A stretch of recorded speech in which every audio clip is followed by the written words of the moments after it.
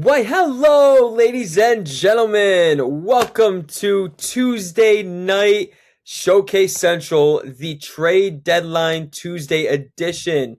There was no Monday because I wanted all the trades to be finalized, set, ready to go. So here we are with that Tuesday special. Ladies and gentlemen, episode 24, and he is back already. David Brock, say what's up to the fans. What's good, fam? Glad to be back here. Thank you for having me. Of course, of course. You were sorely missed, man. You were sorely missed. Today, we are going to break down all the trades. We're going to give our opinions with grades and such. Even at the end, we're going to talk about our winners and losers, who did well at the deadline, who didn't, and like who do we think that should have actually spent. But hey, let's get right to it. Am I right?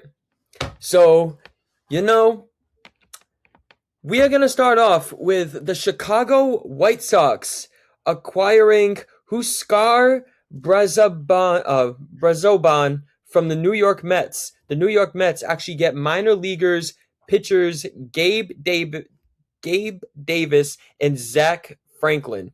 I give my trade grade as an equal B for both teams because honestly, it is a nice move for Chicago because you've seen what they've done throughout the season. Their pitching staff's actually holding up at the moment. They got some bright young talent. And honestly, it never hurts to have a bullpen arm going forward. And it seems as they've been focusing more on the bullpen. They're in first place in the AL Central. So obviously, they're very serious on making a big push towards the playoffs. So I actually call this a good move. And also for the Mets, I mean, they're throwing in the towel on the season. I mean, it's written in stone. It's been written in stone. So them getting prospects, pitchers in return, I see this as a win-win for both teams. David? Yeah, so like you said, I think this is also a win-win for both of these teams, and they're both also in two completely different situations here in this aspect. The Mets have not had the season that anybody, I guess, saw coming. Um, the White Sox, they're up and coming. They've got some young, bright talent with a lot of bright futures on that team, and obviously, this type of move helps, solidify depth in their bullpen. And this isn't necessarily just it's not just an upgrade. It's also a roster move that can also benefit them for the rest of the season. And as they try to make the playoff push and try to go into the playoffs and make a run at it, and especially, coming from the AL Central, they're going to try to hang on to that lead, however way they can to finish out the season and go from there. That's right. Great analysis, my man. Great analysis. And another trade we actually had, I actually discussed this one on the pod not too long ago, and it actually has to go with the Red Sox acquiring infielder Curtis Mead, and the Nationals actually getting Connolly Early back in return. I graded this trade as Boston having a C, meanwhile Washington with a B plus. Reason why is because I mean Curtis Mead, I know he's having a break. He's actually already had a breakout season even before stepping foot into Boston. Dude plays in one game, gets hurt in 2 innings, and he's already on the 10-day IL. Shoot, that's how you know Washington already won the trade. And honestly, I was sad to see Conley Early go. He was very promising. He was looking very promising, and the Nationals have themselves a real one. So we all know that they were definitely shopping for pitchers, especially the youngsters. Conley Early being young, so I do have to say Washington won this trade. Yeah. So obviously, I also agree with your standpoint. Washington gets another pitcher. Um, Boston also receives another bat, an infielder. This is good for, I guess, where they're trying to go for. Um, I guess it comes to the standpoint of they're starting to surge here. Like as of the last couple weeks or so, the Red Sox have started to surge and really have started to prove, okay, we can take the next step and try to see if we could run away with the AL East. Um, you know, and like you were saying, or not Boston, Washington receives a solid young pitcher, in Connolly Early, And, I feel like given, his prospect status or his bright future that he has ahead of him, this will be beneficial for Washington and, kind of improve them in the long run as they unfortunately moved on from Foster Griffith. And so I feel like, them getting just a little bit younger and trying to, I guess, shed a little bit of cash space and trying to see if they can hang on and try to develop from here. And if I had to guess, I would also say, Boston receives a C in this grade, mainly because, like, kind of ironic how he's already landed on the IL. It's kind of an unfortunate break. But, that C could also very well change into like a B minus or B plus, depending on how this really goes in the current or in the future aspect of things, instead of just only looking at what things are looking this given moment for both of these squads. And then I would also give Washington a B in this aspect, that they did receive a young pitcher with a lot of promising potential. Great analysis there. Great analysis. That is absolutely perfect. Next one we have here, we have the Minnesota Twins getting pitcher AJ Minter. David knows AJ Minter all too well from the Atlanta days. Meanwhile, the New York Mets get infielders Bruin Agbayani, I believe that's his last name, and Billy Amick, which is two minor leaguers. Apparently, the father of Agbayani actually played for the Mets. He was a hero, so I mean that's definitely going to be some future visiting of the ballpark for the little family. So I actually have to grade Minnesota winning this trade because AJ Minter, they're another team, like I mentioned with the White Sox, that are looking to get solid within the bullpen. Minnesota is actually they're actually floating above 500. They're floating in with 500 right now. They actually don't look bad. So it's actually kind of nice seeing what I was actually expecting. I didn't think they were going to be good this year at all, but they are proving me wrong. So, I mean, seems like they're serious about a push. Yep, great analogy there. So my thoughts on this trade is, I'm all too familiar with AJ Minter, being with my beloved Atlanta Braves. I watched him through his good moments, and I also watched him through his boneheaded moments from time to time. But again, he was one of the solid young foundation pitchers in the bullpen that the Braves had during his time in Atlanta. Now, this is a great example of a little move to make a sudden push towards the postseason. The Twins are in a position that I don't think anybody really saw coming this year, especially since if you look at the trade deadline for them this year compared to the trade deadline for them last year was a complete sell-off that they had. They literally emptied out the whole tank at the trade deadline. Going from the trade deadline last year to the trade deadline after, like the before and after effect from last year is crazy. They literally had guys on the roster unrecognizable except Byron Buxton. But like you were saying, AJ Minter, the Mets, I think, also are trying to get younger and build their farm system more. So, which is why they received two infield prospects and guys like Billy Amick and Bruin Agbayani. I probably botched that pronunciation as well. So, in return for an expiring, veteran asset.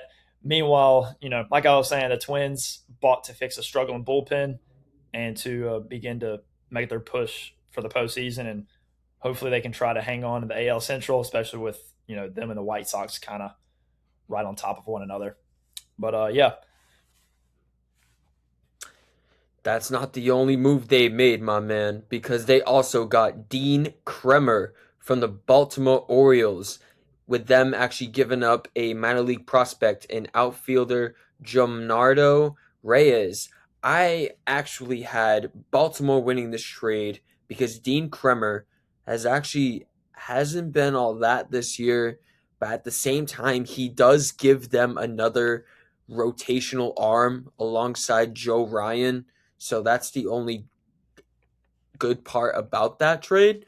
And also, from what I've heard about Jonardo Reyes, he's in the pipeline. He's going to be in a good farm system with the Orioles, because we all know how the Orioles farm system can be, especially with developing players. We've seen it back then, and I feel like Minnesota gets a C minus here. Meanwhile, Baltimore is getting a B plus. Yeah, I mean, from my standpoint, I would kind of somewhat agree with you in that aspect of Baltimore receiving a B plus, Minnesota getting a C minus. Reason why is because Baltimore, they're trying to address a little bit of a lack of starting pitching depth, especially throughout the second half of the season. Um, this will be big for them to make that push into the playoffs. The Twins front office, I would say, they tried to be somewhat aggressive, trying to buy ahead of the trade deadline, and so they traded away their 18-year-old outfield prospect and Reyes. And another thing I wanted to add in, given that we got a Minnesota Twins trade right here, and then the other Twins trade we talked about, I also, um, you know, last year they had a whole sell off. So I think now they had the sell off last year, and then you look at this year, so it's like they have a whole like mountain of prospects that they can move around because they managed to bulk up on everybody from last year after the sell off. Um, and so pretty much, Baltimore gets future value. I mean, the kid's only 18 years old. Minnesota gets pitching depth that they desperately need, but there's definitely a lot of question marks given where these two teams are at with these guys. So that's why I would say Minnesota's a little questionable, getting a C minus, and Baltimore getting a B. And there's also a little bit of inexperience at the back end. The team also needs a proven, dependable veteran to provide stability and take over the rotation. Along with the rotation spot of the struggling rookie Zebby Matthews. That's for damn sure, fam. That's for damn sure. So this trade right here, we got the Milwaukee Brewers getting catcher Bo Naylor and right-handed pitcher Cody Hewer, with the Cleveland Guardians getting right-hander Craig Yoho and outfielder Blake Perkins in return. I actually graded Milwaukee a C minus, Cleveland a C. So honestly, reason why is because Bo Naylor, I don't think he's lived up to the hype.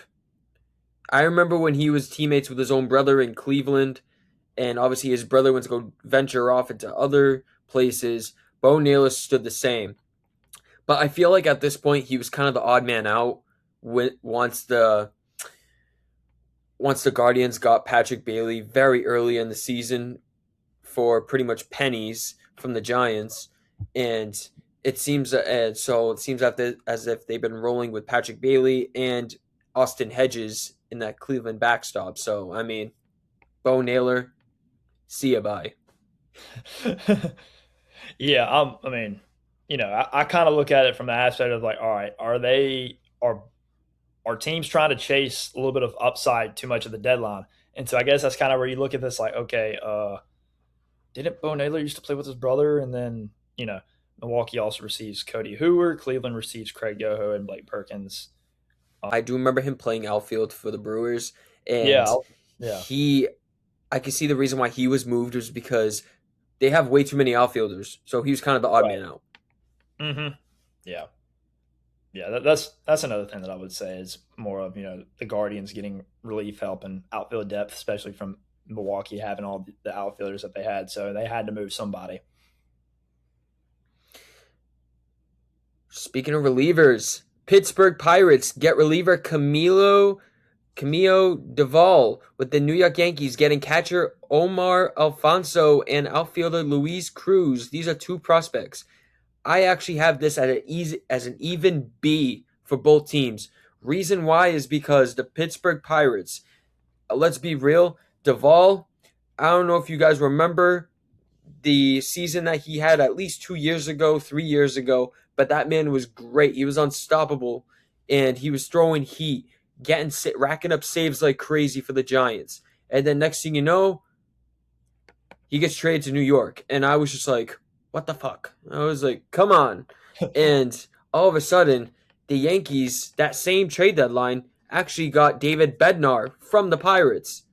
And I'm thinking to myself, I'm like, you grab two relievers. Which one are you actually going to rack up for saves? But I can see the reason why that they actually got rid of Camilo Duvall was because it seems as if they've been using Duvall more in a setup role, with Bednar being the closer. So pretty much Duvall was pretty much the odd man out. And also, I like the move for the Yankees actually getting a catcher in Omar Alfonso, because the Yankees, oh man, did they whiff on a catcher this trade deadline. They whiffed on Adley Rutschman. They whiffed on freaking Hunter Goodman. Just, they had bad luck. And obviously, Austin Wells is not cutting it anymore. And they're just sick of him. They're sick of JC Escara. They're done. So, I mean, future catcher like him, I could see him making his big league debut in the next few years. Maybe he's a stud.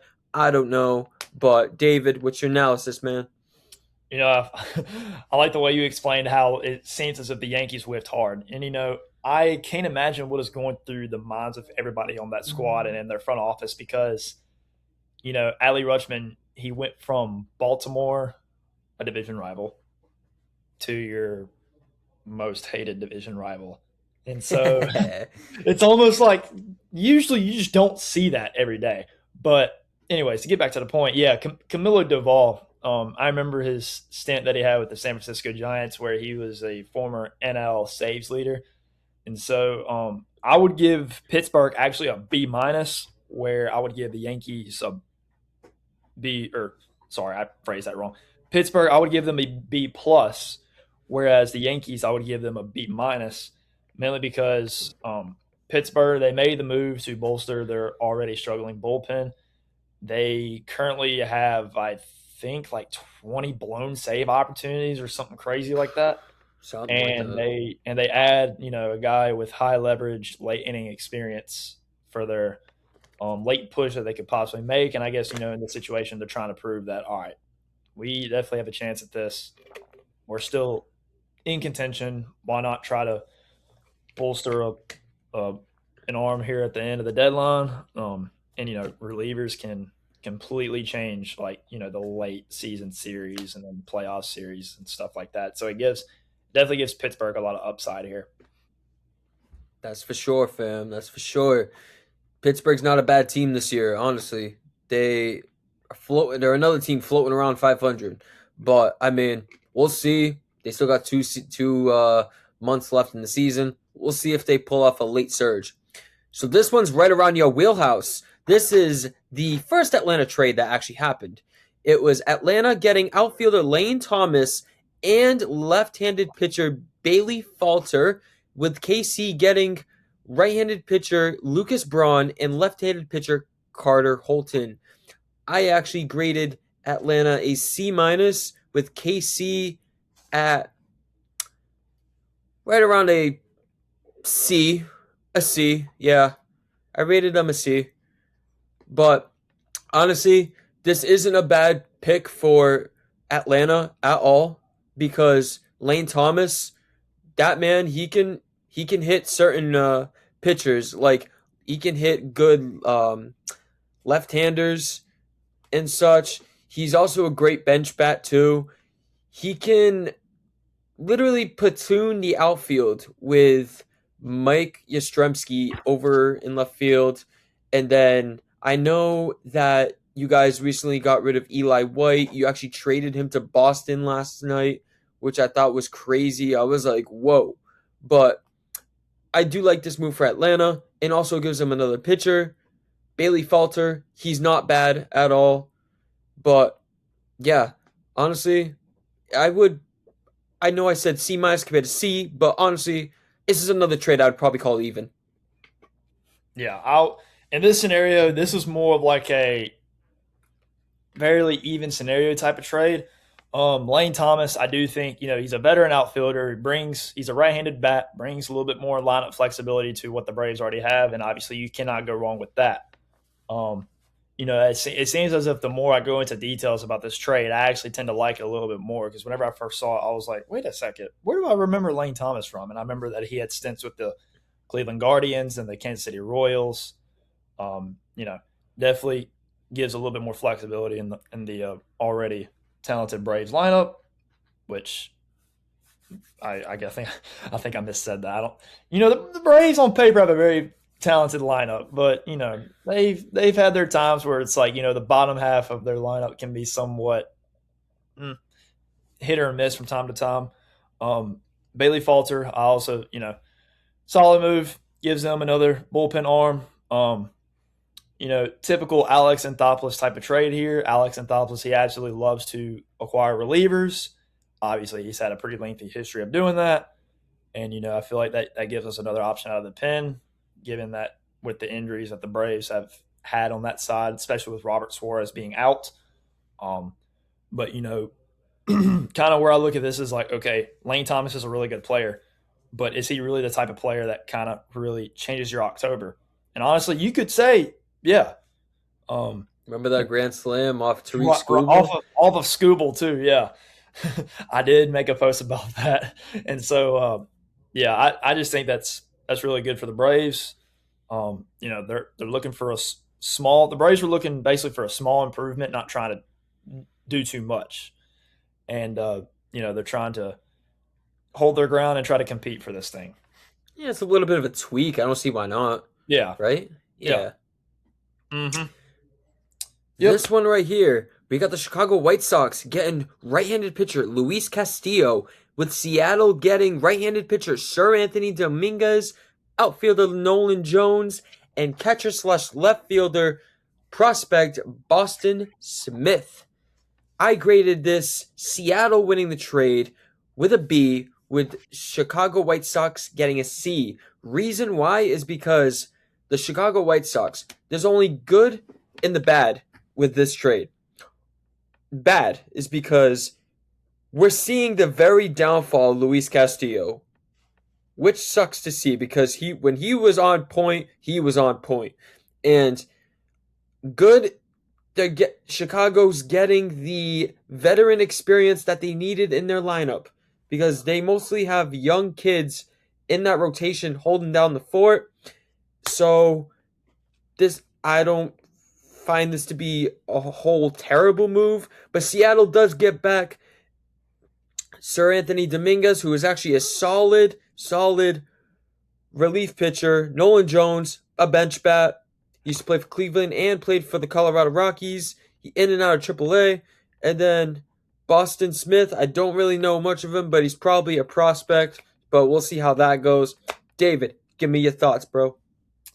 Yeah, so my thoughts on this is, Luis Castillo, unfortunately, is kind of on the downside. I remember his days with the Reds. I remember him with the Mariners. He definitely brings over a lot of experience, especially in postseason play. I think the White Sox really just did this to, kind of add veteran rotation depth. And, especially with given where Castillo is at right now, it's kind of more like a situation where it's a buy low upside.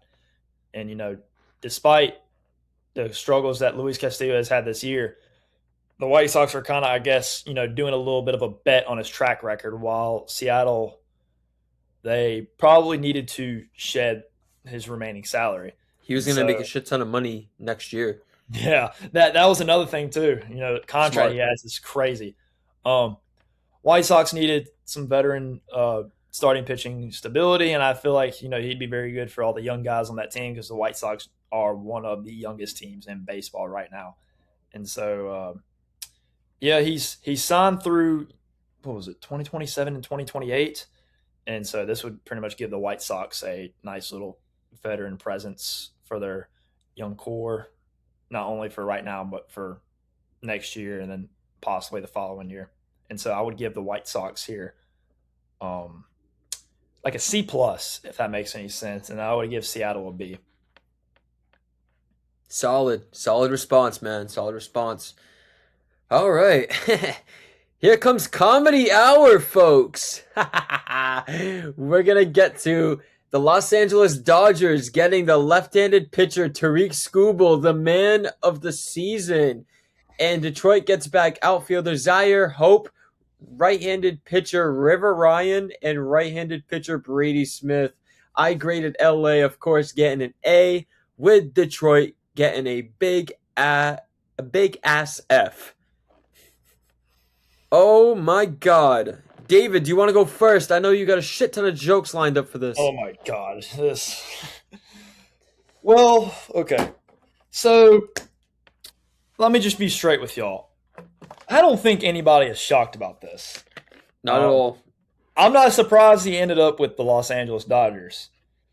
If the best available pitcher was on the market, you know the Dodgers are going to be involved in that. Um, you know, it's not necessarily the surprising part is where he went. It's more of what the Dodgers gave up to get him. Kind of like when you go to a like the Dodgers, they're always constantly shopping at like a Ferrari dealership or something like that. And then you got the Detroit Tigers making a trip to freaking, I don't know, Macy's or Five Below or something like that. And so, I'm not surprised this happened.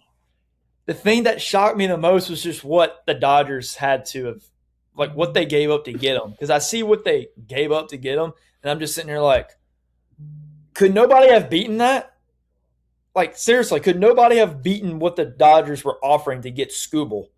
But anyways, the Dodgers already have a elite offense, superstar talent, championship expectations. But I will say, if we're being realistic, can their pitching hold up in October? I would think they would on paper, but it's just going to depend on who's healthy right now, because obviously Blake Snell and Tyler Glasnow are not pitching at the moment. I think they're on the IL. They should be back here soon. Upside, this gives them another ace. So surprising. Wow. A frontline postseason starter. Obviously, he's had some big moments with Detroit in the playoffs. And I think what really has caught people off guard about this, including myself, is, usually if you're going to get a guy like that, you're giving up multiple top prospects. And, it would cost, besides prospects, a team's best young player, a massive farm system hit. The Dodgers were already willing to add him while keeping their overall organization strong. And so that's kind of, what's making them so dangerous, and even more dangerous. Money, prospects, depth, star power. And that's I ain't got nothing else. Dude, so I did my research the other day for this trade. Zaire Hope is literally not a popular prospect at all. River Ryan, he is terrible in double AAA, and I'm pretty sure Brady Smith is 0-10 in his career record. Let that sink in. None of these guys are literally top 25 in the MLB. Like, MILB, I'm sorry. Like, prospect-wise, pipeline, whatever you want to call it. They're none of them. So, pretty much, it was Tariq Skubal for a bag of pennies, bag of chips. How embarrassing is that? To me, that literally is apparently, from what I know, Tariq Skubal literally heard about these multiple offers and still ignored them because his preferential destination was always LA. Man, you're biased, huh? The rich get richer. Exactly. Now you see why the Dodgers are literally they have probably overtaken the Yankees as the most hated team in baseball, and that says a lot.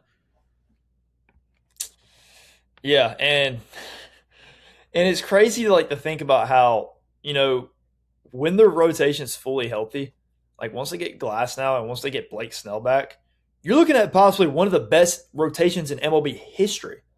And that says something. Yeah. And none of these guys are like homegrown. And what's even crazier to think is like Blake Snell and Tyler Glasnow, they used to play for the same team together before LA. They played for the Tampa Bay Rays back in 2020. Mm-hmm. And then, obviously you got Yoshinobu Yamamoto, who played over in Japan for a while. But in terms of like homegrown players through their system, they don't have many. They literally just go out and just get, the biggest superstar there is. Like the reference I used earlier, they go into a Ferrari dealership and, they look at trying to get the most high-end item. But, another thing I wanted to add in about this. So here are my notes. According to a report from Gabe Burns of the Atlanta Journal-Constitution, the Atlanta Braves were actually willing to move significant prospect capital for Skubal, but apparently the Detroit Tigers were only focused on sending him to LA. What? Oh my God. Wow, Apparently, they yeah, the Braves and the Phillies and numerous other teams were apparently all like they were in on trying to get him, so but those were the teams, huh? The ones I had well, the ones that I talked about but didn't mention. So pretty much those were the teams that you just said. yeah. Wow. But like here's my thing. If teams like the Braves and the Phillies were willing to make serious offers, why did Detroit end up choosing LA? Because if you're Detroit, you would think in that scenario that you would basically just get whoever you wanted from the Dodgers, like whatever prospects you wanted. Like it makes absolutely no sense because you can't tell me that you just traded away the best pitcher in the American League, if not one of the best pitchers in the American League, and you literally got bags of Skittles. Like, and it doesn't make any sense because you can't just sit here and tell me that the Tigers they like the Dodgers package the best out of everybody. And I guess, I mean, you could also bring up the scenario of Detroit preferred not strengthening a direct competitor. Um, if two offers were close, then why should a rebuilding team care about who they help? Um, it's I what it could be another argument of saying, why make the Phillies or the Braves better? Send them to the other league, which they did. Because I mean, in that situation, your job is to maximize your return, especially for one of the best pitchers in the game. Exactly. I have one thing that I'm going to say that's going to probably put this whole thing into perspective. Scooble is now in bed with the Dodgers, and Detroit enjoys being the cucks in the chair. Sad. Yep. Ain't that the daggum truth?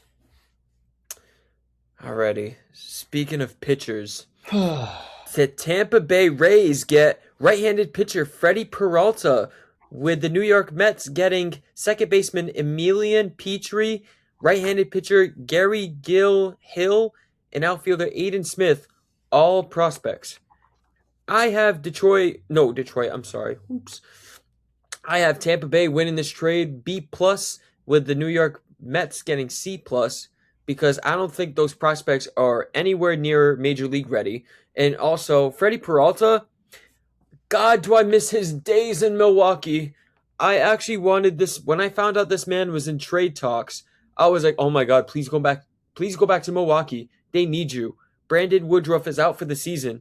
This is time for Freddie to come home. Nope, he went to Tampa Bay. Welcome to the AL East. But in all honesty, though, like, this is a really good move for the Rays because Freddie Peralta, he's a proven pitcher in this league. He just had literally a shitty year with the Mets.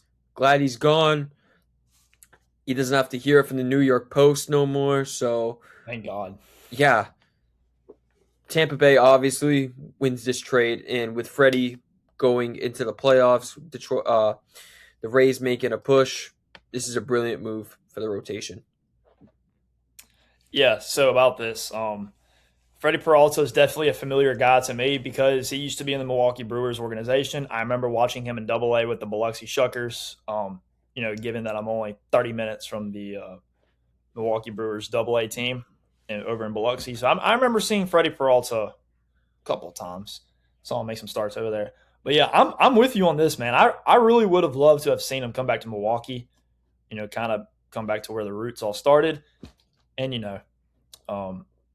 the Mets are completely out of the postseason race. Peralta was obviously, going to be a prime candidate to be moved before hitting free agency. And yeah, you could say, Peralta, he struggled heavily in New York with an ERA of around 5 or below 5, something like that. But, at the same time, he's going to a first place Tampa Bay Rays team. They're pretty much requiring him to be a rental starter to boost their playoff push after missing out on other top pitching prospects. The Mets, I guess at this point, they're just trying to sell off impending free agents and trying to load for the future. And, as whenever Peralta was acquired from Milwaukee in January, he obviously hasn't had the best go in New York. The Mets, they try to maximize his remaining value by trying to acquire some of Tampa Bay Rays' top 30 prospects. And and actually, as a matter of fact, the Tampa Bay Rays were actually one of the other teams that was involved in the Tarek Skubal sweepstakes. But you see what happened there. At least Tampa had a plan B. Right. New York Yankees get first baseman / second baseman Luis Garcia Jr. Washington gets right-handed pitchers. They got 4. Giovanni Cruz, Jake Bird, Ben Grable, and Jack Siebert. I actually have the Yankees winning this trade. Washington gave him a D because those pitchers are single A, double A. They're nowhere ready. Let's be real. Luis Garcia, that man has had a pretty good season. He's batted in the averages in 280s, and he's also has some pop. He's been one of aside from Abrams and Wood, he's been one of the underrated stars for the Nationals. I was shocked when this move was made, and I was just like, dude, I'm like, what is Washington doing? They actually are playing fine this year. They're floating above 500. I feel like at this point, they said, we're right above 500. Fuck it, we ball. And they decided hey, we're just going to sink. We're going to give away some of our guys. What the hell are you doing? It seems like you're only focused on pitching. They want to rebuild around Abrams and Wood. I get it. But what are you doing if you're actually trying to make a push? I have the Yankees with a B+ on this, by the way. Good move for them. Yeah, I agree with you on that. I would also put the Yankees as B+. From my standpoint, I would put Washington as like C-. And, I wonder the same thing. Like, once I saw this trade come through on my phone and I got the notification, I was like, what is Washington doing? Like, they're literally starting to slowly but surely get on the uprise, and they actually are in contention for a wild card spot. And they're above 500. Like, and on paper, you look at their team, and, I see them a lot because they're in the division with the Braves. We play them all the time. It's like, what are you doing? Like, keep building up this already young core you have, and then you trade away one of your hottest bats in Luis Garcia. Relevant. They haven't been relevant since 2019. Yeah, literally. But, if you're the Yankees, you're probably saying like, oh, wow, we get another left-handed bat that gets to hit it over the right field porch that's about 240 feet. The Yankees offense, here recently, they've been scuffling, especially with Judge and Stanton being out, and Cody Bellinger. They're all currently on the IL. And, Luis Garcia is also in the middle of a breakout season.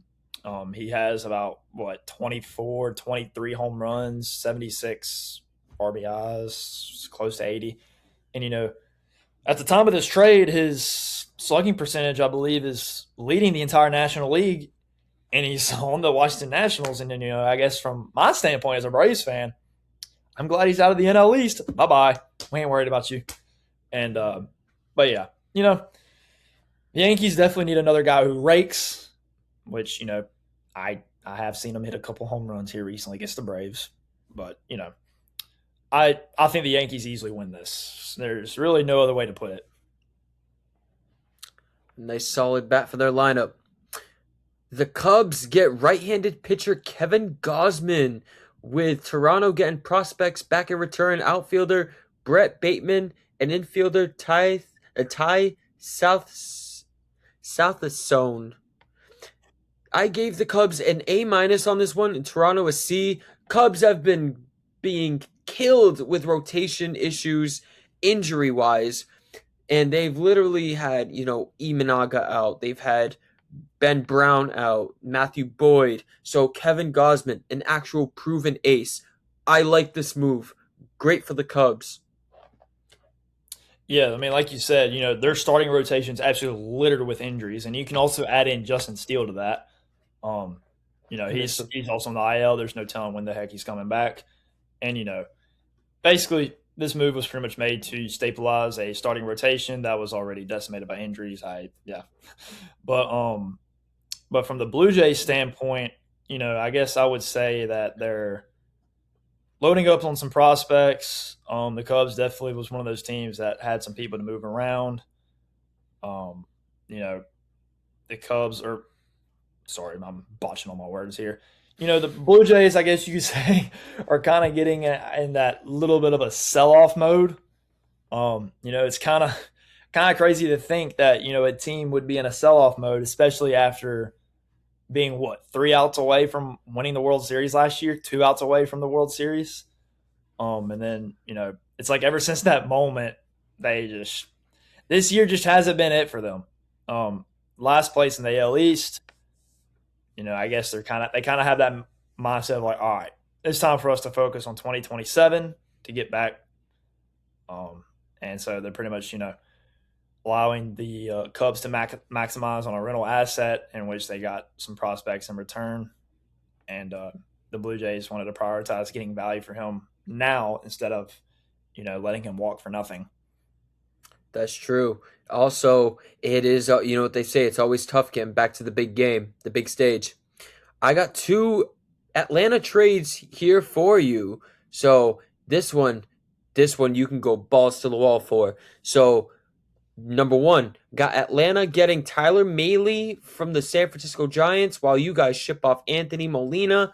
I gave you guys a win on this trade because Tyler Mahle, he is a proven at least back end starter, and I know he had been he's been actually on point when he's not injured. And also the other trade, I actually have the Atlanta Braves getting Brent Suter, and while you guys gave up infielder Nacho Alvarez Jr., I actually gave this one a C. I gave both of this a C with between the Braves and the Angels because Brent Suter, he's a reliever. He's a setup guy. I remember his days with the Brewers. He's on the older side. So, obviously he doesn't really have that much of the juice anymore. But, I still think that he's proven, and he's a nice little veteran presence for the Atlanta Braves, who have a team that's mix of youth and old. You can't go wrong with that. So, David, I'd like to hear your analysis on both. Yeah, so the Braves, obviously, they required Tyler, is it Mahle? Is that how you pronounce it? I think so, something like that. Mahle? Something like that, yeah. It's not the sexiest move, but at the same time, I'm not really surprised that they made a move like this. Definitely gives them at least another option there in the starting rotation.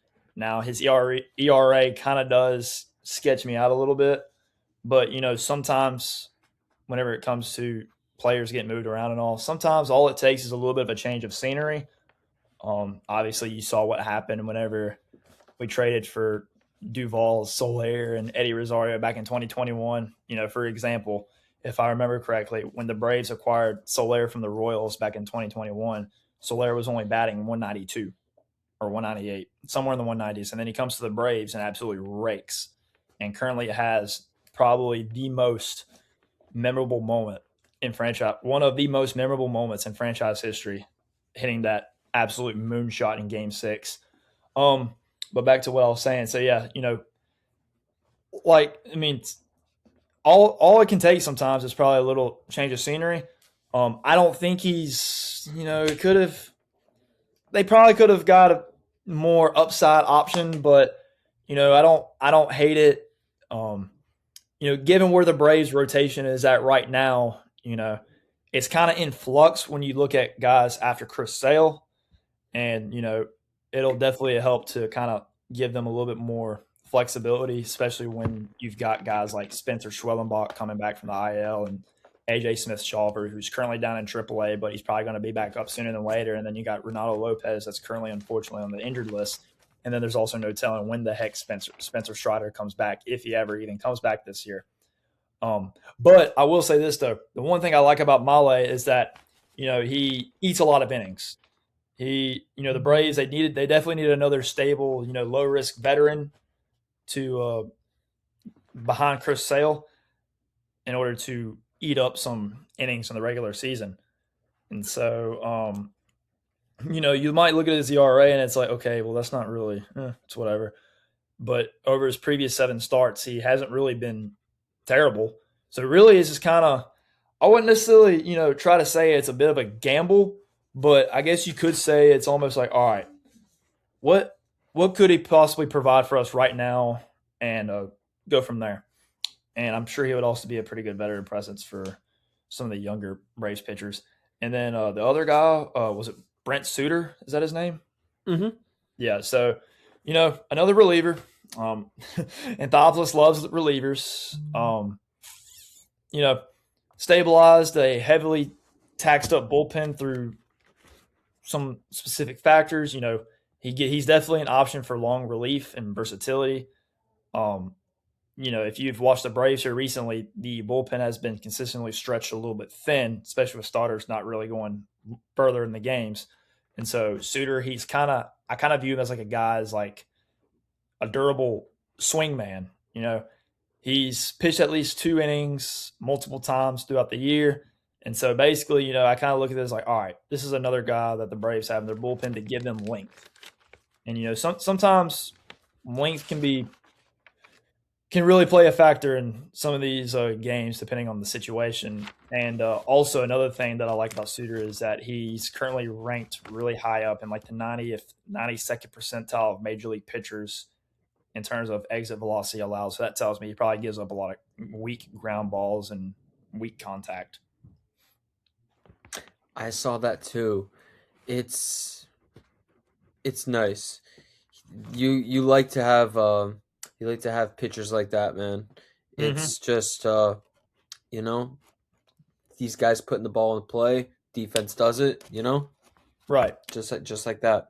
And then obviously, in that trade we gave away Nacho Alvarez, and obviously I think he's got potential to him. He's been up to the major leagues, a little bit, but he needs a little bit more development down in the minor leagues. He definitely has potential. It's simply put, we just never really had a spot for him. Too stacked, too talented Yeah. of a team. I mean, I could see why he had to go. Pretty much same when you guys got rid of Vaughn Grissom. Mm-hmm. Toronto, speaking of the Angels, right? The Angels are shipping off Jose Soriano to the Toronto Blue Jays, where they get 4 prospects back in return. One being a shortstop, 3 prospects. A shortstop, an outfielder, and a right-handed pitcher. Toronto, I gave him a C+.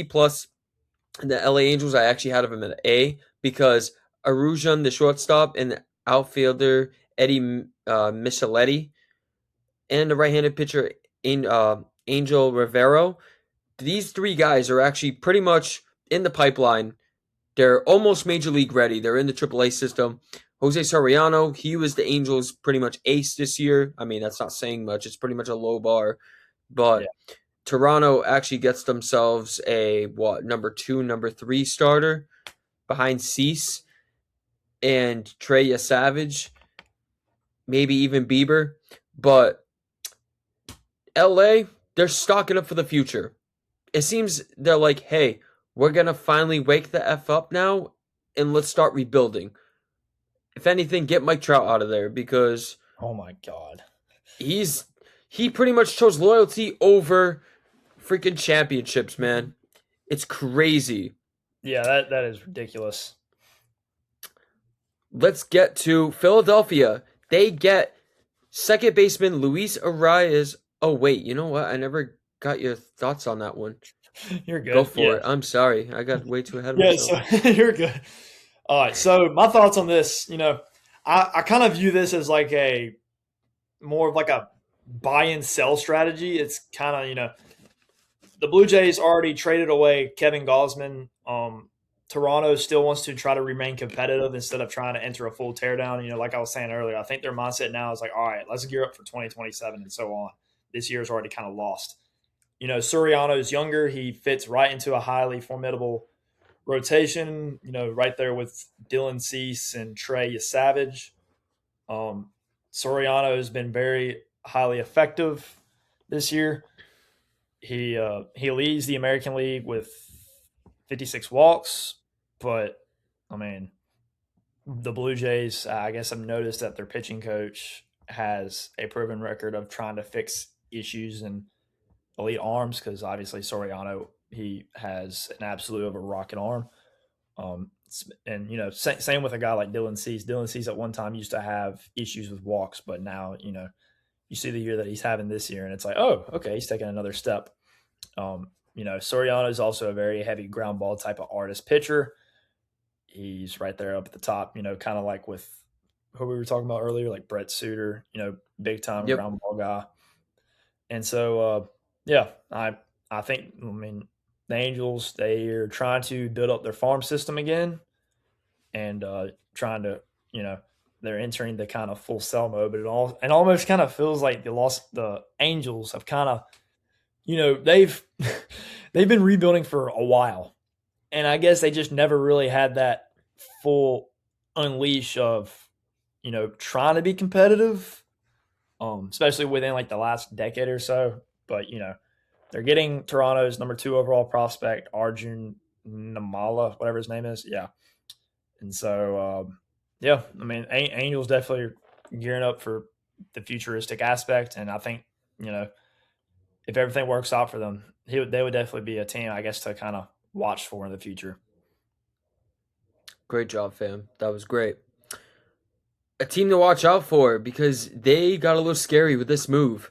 Philadelphia Phillies get second baseman Luis Arias and right-handed pitcher. He was actually a reliever for he got 8 saves for the Giants this year. That's not saying much of racking up saves because their bullpen was shitty down in the Bay. Caleb Killian, while San Francisco gets back right-handed pitching Ramon Marquez and Marty Gare. I actually gave Philadelphia a B+ for them getting another guy in the lineup. They actually shifted up that entire freaking infield just for Luis Arias. Boehm from third to first, Stott from second to third, and Bryce Harper actually went back to right field for the first time since 22. And I actually gave San Francisco an A on this one. I think they won the trade. As great as Luis Arias is, but these are prospects that are clearly MLB ready, and I believe these are bullpen guys. So the sooner they can help the Giants in the future, the better. But pitching is something that the Giants need, and Tony Vitello could definitely use all the help that he can over there in the Bay. Yeah, so my thoughts on this, I think the Phillies, it costs me pain that I'm actually talking about them here because, I do not like them very much. They definitely needed to improve their lineups kind of on base percentage and more of like a contact rate because if you look at their lineup, they've got a lot of power in that lineup. Luis Arias, he's definitely, the guy around the league that's known for he is an absolute contact machine. He carries, I think, the best batting average right now in the National League. And he does not strike out a whole lot. Obviously, he's kind of like a modern day Tony Gwynn in a way. Which I know that's kind of it's a good comparison, but they're still kind of very different players in their own aspects. Yeah, different eras. Yeah, completely different eras. Araz, I don't know what it is. I just absolutely like watching him, especially when he's hitting, because he's not trying to do too much. He's not trying to absolutely pound the baseball every time he goes up to bat. His kind of main objective is just trying to get on base. And I remember seeing him a lot with the Miami Marlins, and then now it's like, oh, he's back in the NL East, but with a different team that I hate the most. And so, but if you look at it from the sorry, I kind of get a little ahead of myself, but yeah, like you were saying, the Phillies are shuffling their field around a little bit just to make space for him because obviously, Luis Arias, his offensive floor is too high to really pass up, and so That's the reason why they kind of did the field shuffling with putting Bryce Harper back in the right field, Bohm moving to first base, Stott shifting to third. And so, from the Giants' perspective, getting some more bullpen help, obviously, it's really needed for them. They instead of trying to get a little minor throw in, I guess you could say. You know, who was it? Caleb Killian? Yeah, he's basically cost controlled, low risk, long term weapon. Um, he was kind of a weak spot for Philly, but now since he's going to the Giants, that's already somewhat down at the bottom. I Oh mean, no, Caleb Killian's going to Philadelphia. or so excuse me, my bad. Yeah. Killing going over to Philadelphia. Yeah. Wait, Help strengthen that bullpen. is it Luis Arraez and Killian going to Philadelphia? Yeah, they both came from the Giants. Gotcha. Yeah. For some reason, I thought it was just Arraez. Might be, guys. It's all good. It's all good. But yeah. Mm-hmm. Arias carries so much aura. Let me tell you this: after the season, he did. I know that it was a 1-year deal that he got from the Giants, but this offseason, if there is a season, I hope he gets a fat ass long-term deal, man. I really hope so because he deserves it. He's too good to be floating around. Speaking of Philadelphia, still, they actually got left-handed pitcher Brooks Rowley. He's actually a relief pitcher from the New York Mets who they just got in a trade. Luke Gabrish and outfielder John Spikerman, they're both prospects. I actually gave both of them a B- here. Philly gets more bullpen help. Obviously, you can never go wrong with bullpens in baseball, and even making a playoff push to help your starters with innings and such. It's just, not a bad move for Philadelphia at all. So, low risk move here. You don't really see a whole lot of in division trades, but he's high leverage southpaw. He's maintained very good consistencies despite him having Tommy John surgery, and he's basically more like a bridge to a bullpen. And so definitely with him going to Philly, he's definitely going to serve as the bridge to the back end of that Phillies bullpen. Great. That was great. It's Philadelphia is really trying to rack it up because honestly, this is probably their last shot. Because if there's no season in 2027, 2028, we look at the ages of their stars: Nola, Harper, Realmuto, Schwarber, Turner. They're all be in their late 30s. How scary is that? That is very scary. It's time to win now. Right. And from a Braves fan standpoint, I still like Nola, Wheeler, and I like Trey Turner, but yeah, honestly, from my standpoint, I don't want to see them win anything. But that's a relevant point right now. But yeah, time's ticking. I mean, they're not the Phillies' main core. They're not getting any younger. That's for sure, fam. Seattle, they acquired outfielder Taylor Ward, with Baltimore getting right-handed pitchers Alex Hoppe, Harrison Krilling, and Brock Moore, all prospects. I actually had Seattle winning this trade. I gave Baltimore a big fat F, and these prospects are nowhere near major league ready. They're all in pretty much low rookie ball, AA. Taylor Ward, solid contact hitter, and I feel like he just needed to change the scenery because he was not putting up good numbers in Baltimore. I do feel like that he will do well in Seattle. I hope so. Seattle, they've been an underwhelming team to watch this year. Oh my God. Oh yeah. This is a team I had pegged to win the World Series, believe it or not, because they were so close to even getting there last year. And I said, you know what? They're going to come out with a vengeance. So this is a good move for them. I don't know how the season's going to go because most of their stars have been tough to watch. But hopefully this is a shot in the arm that gets in the outfield. Maybe he splits with Randy Rosarena in outfield time, or even Rosarena goes to right field. I have no idea. We'll see what happens there. But anyways, Seattle with a B minus. Yeah, I mean, to be honest, I'm kind of with you there. Um, you know, I guess the Mariners tried to they did this trade mainly to try to boost a somewhat, you know, non-existent offense while trying to make a push. Like you were saying, the Mariners have been somewhat kind of underwhelming to watch this season, surprisingly, especially given that the talent that they already have over there. Both of these both of these squads are heading in two completely different directions. Um, you know, if I'm not mistaken, pretty sure the Mariners did recently just lose Luke Rayleigh to a injury, and he's done for the year. And so, and not only that, but they're desperately in need for another solid quality bat there in the lineup to give them some more flexibility, more depth. Um, Taylor Ward definitely brings a lot more plate or patience at the plate because if I'm not mistaken, I'm pretty sure he gets walked a lot.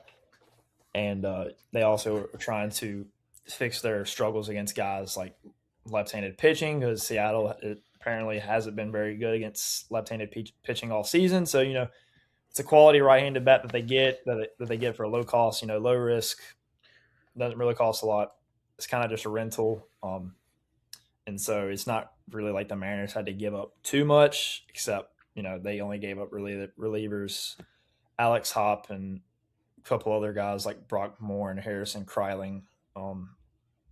They're all currently in just low A ball, and so the front office on Baltimore side, it's kind of more of they're trying to pivot to a not necessarily a selling mindset, but also like they're trying to restructure their organizational talent. Um, with Taylor Ward expected to hit free agency at the end of the season, he's kind of just or the Orioles are basically trying to, I guess, cash in on what his value currently has still at the moment instead of just losing him for absolutely nothing. You bring up a good point there. You really do. It's low risk award, honestly. Yeah. Well, I mean, we'll see how he does in a Mariner uniform. Hopefully, he does well. Not a bad player at all. So, I mean, we'll see. Speaking of not bad players, oh my god, I was shocked when this happened. Cleveland Guardians get outfielder Jo Adell from the Los Angeles Angels, while they get a prospect catcher Jacob Cozart in return. I gave Cleveland a beautiful A minus on this one. When I gave the Angels a B, Jacob Cozart I heard is not a bad prospect at all, so he should be up there. Jo Adell, my God, what a season! What a beautiful Gold Glove season he's having. And I know he's got good power with his bat. That is something that has been sorely missed in a Cleveland Guardians lineup. So that's what he brings to them. And also, he's a really good outfielder. And I always appreciate a great outfielder. I do. And Jo Adell, he's going onto a contending team that is going to battle with the White Sox, with the Twins in the Central, and just he was one of the harder guys on the market. So I'm glad Cleveland made this move. I honestly thought Jo Adell was going to go to Philadelphia. I guessed wrong. Thank God. Thank God he did not go to Philly.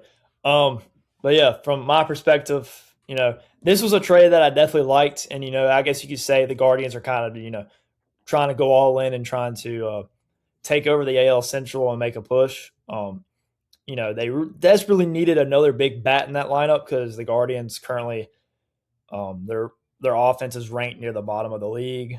They don't hit a lot of home runs and they don't score a lot of runs. Jo Adell brings an absolute monster power ceiling.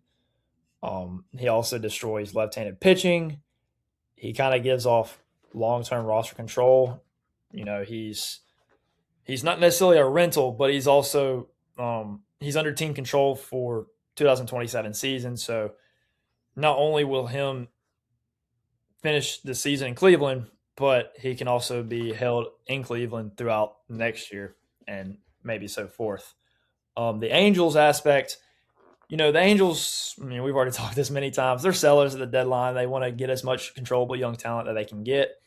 Um, they wanted to be able to part with Joe Adell because, they try to get younger, get a high upside prospects. I mean, it was realistic. Trading Kosar was honestly realistic for Cleveland because they already have massive catching depth in the organization, including Austin Hedges and Patrick Bailey. Let me run the Angels organization. I will get them to a World Series one day. Just kidding. But the Chicago White Sox acquire outfielder Brenton Doyle from the Colorado Rockies while they get right-handed pitcher Mason Adams and Carlos Vielma, a shortstop, both prospects. I think this is a good move for Colorado. I gave him a B because those prospects are actually battling in AAA right now. They actually rank up higher now for the Colorado Rockies organization. Brenton Doyle, he's not bad. Especially, this is a guy that's actually coming off injuries. So, this is actually kind of like a low risk, low reward type of deal for Chicago. It's a bench bat, but he can also play a starter. You might see him split time with Tristan Peters, too, who's a rookie. So, I mean, bringing in another veteran like him, not a bad idea, but not a bad move for the White Sox. So, Yeah. I'm okay with this. I gave them a C. Yeah. I mean, I would personally probably give the White Sox a B. They got Brennan Doyle from the Rockies. He's got pretty big upside on his defensive side, and he's got some sneaky power at the plate. It was more of like a buying contender versus like a selling rebuilder type of move for the deadline. It gives White Sox depth on the defensive side. He's a good glove in the field. There with Tristan Peters, although Peters is he's a young guy that's on the rise, and it's another buy low opportunity with potentially high upside, and you could say that Doyle's trade value has dropped a little bit because this season has been kind of disruptive for him because he's been injured from time to time. But this is kind of like a bet that the White Sox are making that he breaks himself away from those injuries and kind of be in somewhat form of what he was before the injuries. We shall see what happens. Tampa Bay gets catcher Liam Hicks from the Miami Marlins while they get prospects infielder Braden Taylor and Adrian Santana, as well as right-handed pitcher Jacob Kisting. They're all prospects. I actually gave Tampa a B plus on this one. I gave Miami a D. Most of these guys are in low ball.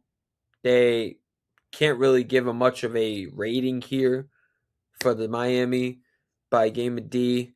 But Liam Hicks, he's proven to actually be a good catcher with some good pop. He, I believe, had like 13 home runs for the Marlins, which was leading the team, and RBIs too. So this is a nice little move for Tampa, sneaky move in a way. So that I like it. Tampa doesn't have a really much of a big name catcher either. So Liam Hicks is not really a big namer either. So nice little move for Tampa Bay. Right. Yeah, I'm with you on that. This is more of like a win-win type of move for the Tampa Bay Rays to kind of help out their minor league depth and purchase and kind of get like a controllable bat without trying to part way with any of their top prospects. And so it gives Tampa some sort of stability at the catcher position. I mean, like you said, he's not necessarily a big name, but he's not a bad player at all. I mean, you look at his stat line. He's batting about 280 for the season with 13 home runs, and he does not strike out a lot, which that's another thing that's pretty good. He tends to put the ball in play, and that's big. And instead of him being like a rental, he's under team control for a while. And also, I guess you could say it's kind of in a way trying to help out, trying to block other AL East rivals with the Yankees and Red Sox making their own little moves. And so, the Tampa Bay Rays pulled a little trigger here to kind of keep the threat on to hold their own ground in the AL East. And so, the Marlins, on the other hand, they were in contention for a wild card spot, but since that they've kind of fallen out of that a little bit with their 10-game losing streak and so on, they wanted to try to capitalize on the trade value that he has, because there's no telling if he would ever have this much trade value, in the future, because you never really can predict a player's value, especially around this time of the year. And so they managed to get a nice little haul of prospects. Funny how Tampa actually goes out and gets a low risk to catcher. Meanwhile, the Yankees couldn't catch anything. But it is what it is. Nice little move for Tampa. This one, oh man. San Diego gets left-handed pitcher Robbie Ray, with San Francisco getting in return two right-handed pitchers, Miguel Mendez and Janiel Hernandez. I gave this an even B for both teams. Love Robbie Ray. That man, I think he's always been a solid pitcher. And San Francisco gets themselves two prospects that are just about in a AAA system, just about major league ready. I think that this is a win-win for both teams. Yeah. Oh, yeah. I definitely, personally, I wanted to see Robbie Ray come to the Atlanta Braves. Once I saw the notification, my heart kind of dropped a little bit, because I thought it was going to say Atlanta Braves, and I was like, nah. Going to the Padres definitely do need some more guys in that rotation to help solidify it. They're trying to prove that they're not quite dead for this season. They've been kind of hovering around the 500 mark. They're trying to, show that they can still compete, especially since they're in a tough division, the NL West, with the Dodgers and the Diamondbacks trying to soar around. They're pitching, their starting rotation, I think, has one of the highest ERAs in baseball. And so, yeah. And so Robbie Ray kind of comes in and gives them an immediate boost. And, he's experienced. He's a very durable arm. He eats a lot of innings. There's really not much more you could ask for in that type of situation. And, they're right. The Padres are right there in the wild card race, and they want to show that they can still prove that they belong and make a late push. And also, as of right now, the Robbie Ray is currently on an absolute tear. The reason why I know that is because I have him in fantasy baseball, and so he's been getting me a pretty good amount of points in my league. Hell yeah. Shout out to Robbie Ray, man. Oh, yeah. Hopefully he catches this. Hope he catches Win to Showcase Central. All right. Another little pitching move. This one I don't really have anything to say. But Los Angeles Dodgers get Chris Bubich, left-handed pitcher from the Kansas City Royals, while they get Carlos Duran in return. I don't really have anything to say much about this, but Chris Bubich was a solid starter for me last year in fantasy baseball.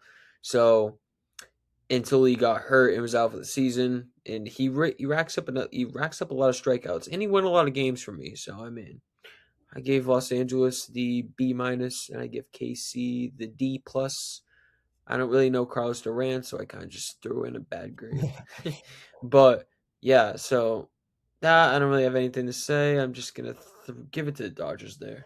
Yeah, this is kind of one of the situations where it's like, all right, LA, who else do y'all want? Sure.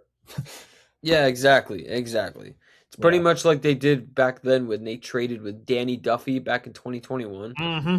Yep. I'm sitting here, I'm like, do you, what happened? Did he ever pitch for LA? Because I don't really remember him watching much of him with the Dodgers. I don't know, actually. I haven't seen him in the MLB since. Yeah, it's like long lost friend or something. Something like that. Yeah. But yeah, so my thoughts on this, who else do the Dodgers want? Or actually better yet, who have the Dodgers not had yet? That's a superstar. This is a low risk, high upside type of flyer for their bullpen. I mean, you know, can't go wrong with adding bullpen pieces, especially when you're one of the best teams in baseball. Um, yeah, there's really not much to say there. Yeah. Boston Red Sox get catcher Adley Rutschman from the Baltimore Orioles, while Boston gives up right-handed pitcher Anthony Ianson, Kyson Witherspoon, outfielder Andy as Saucer. I don't know how the hell you say that. They're all prospects, and Carlos Narvaez the catcher. I gave Baltimore an A on this one because they got a huge haul for Adley. Baltimore fans are crying, and because he was the first one that pretty much started the youth movement of the baby birds in Baltimore, and Boston, they're getting a guy that hasn't been himself in like 2-3 years. He's been injury prone the past few years. Sucks because I know that's not Adley. But the real Adley, when he's healthy, plays real good defense. He has a great bat when healthy. I gave Boston a C plus on this one. I hope that we get the true Adley Rutschman that he is. But Baltimore does get a huge haul for this one because Ianson, Witherspoon, they were top 5 Boston prospects in the farm system, and I'm like, they were 2 and 4, and I'm like, oh my god. But at the same time, you know what they say, you got to pay to play. So Boston, I don't blame them for making this move. Exactly. And sometimes there's a situation where if there's a certain player you want, you got to give up something to get something. This trade definitely caught me off guard because I just definitely did not see Adley Rutschman moving from the Orioles. And it kind of made me think of, all right, he was definitely, the first guy of like the baby birds movement from a few years back. And so this definitely caught me off guard for sure, but it definitely, it helps the Red Sox out in a way because, they've been on at some crazy run since early July. They're proving that they want to go all in on this. Rutschman's also still very young. He's a long-term answer behind the dish. And, you're not trading for a rental. It's, you just secured a cornerstone of a franchise because he was originally, one of the cornerstones of the baby bird Orioles. Um, you know, can't go wrong with having, that type of player behind home plate. And so, but, Boston did pay the ultimate price by giving up an absolute haul of prospects. And I guess if you Orioles standpoint, you can't go wrong with acquiring about 4 to 5 prospects, especially when 2 of them are, the Red Sox top 5, or 3 of them actually, 2 or 3 of them are ranked in the top 5 of Boston's prospect list. And so, honestly, from a standpoint, I would say the Red Sox, win it from a present day standpoint, but the Orioles, I think, have a little bit of a futuristic value standpoint, but we're really not going to know until like a couple years down the road. Brilliant way to put it, by the way. Brilliant way. Yankee fans are going to cry, the bitch and moan about not getting him. Somebody, if your friend is a Baltimore Orioles fan, please check on them today. They are probably sobbing in their pillow right now. And yeah, we'll see what happens, fam. Pittsburgh Pirates get right-handed pitcher Luke Weaver, bullpen guy. New York Mets get shortstop prospect Sammy Stafora. I gave Pittsburgh a A on this one because bullpen help. They are racking up the bullpen. I like it. They know what they want. They're trying to bolster it up. They got the start. They got the potential. They have all the potential starting pitching in their rotation. They have a shit ton of upside. Just fix up that bullpen. Your lineup is actually already okay as it is. Put it all together. You got yourself quite a maybe playoff team. I don't know. But I gave the Mets a C because This guy obviously is not quite developed yet. He's still in the middle of getting through his flows, you know. But Pittsburgh got the win here. Yeah. So, and honestly, I agree with you here. Pittsburgh's definitely trying to bolster up that bullpen as much as they can. Luke Weaver definitely is one of those guys where he can be a top leverage type of arm, given his times with the Yankees. And, he's likely going to share some sort of closer role and setup duties with his other fellow acquisition in Camilo Duvall. Um, Weaver at one point was widely considered the premier, one of the most valuable relievers available. And, he was primarily the Mets setup man. And, I mean, his stats speak for himself. And so, not only that, but, Pirates now have control with him for a little bit. He's not a rental. And, they're, the thing I like about what the Pirates are doing here is like they're really, really trying to attack their biggest weakness that they have. And that's what they've definitely been able to accomplish thus far. They've done a great job at that. So they've been active. They've actually been much more active than their rivals, the Milwaukee Brewers, which we will get to in a little bit, actually. Speaking of rivals, their rival Chicago Cubs actually make three different moves that we're going to go through here right now. The Chicago Cubs get left-handed pitcher, starting pitcher actually, Braxton Garrett from the Miami Marlins, who get prospects, infielders Jonathan Long and right-handed pitcher Jace Beck. I call this an even trade. Jonathan Long got a lot of upside. So does Jace Beck. Braxton Garrett, solid pitcher. Obviously, we know the pitching problems for the Cubs. So this is a low risk trade. So I don't hate this at all. So nice little move for the Cubs. And so I gave them both C plus even. Cubs get right-handed pitcher. He's actually a reliever, bullpen guy. Ryan Savarjan, with the Angels getting catcher catcher slash DH Moises Besteranos. I don't know how the hell you say that last name, but he's an MLB player. And believe it or not, they actually gave the Angels right-handed pitcher Mason McGuire, Mark McGuire's son, to LA. I gave that an easy B even for both teams. And I believe this is one of the last ones that the Cubs made. They got Clay Holmes, right-handed pitcher, and outfielder Tyrone Taylor. With the Mets getting infielder Jefferson Rojas, I believe he's a prospect that is ready on the come up. He's now on top of the Mets pipeline farm system. I gave both those teams an even A.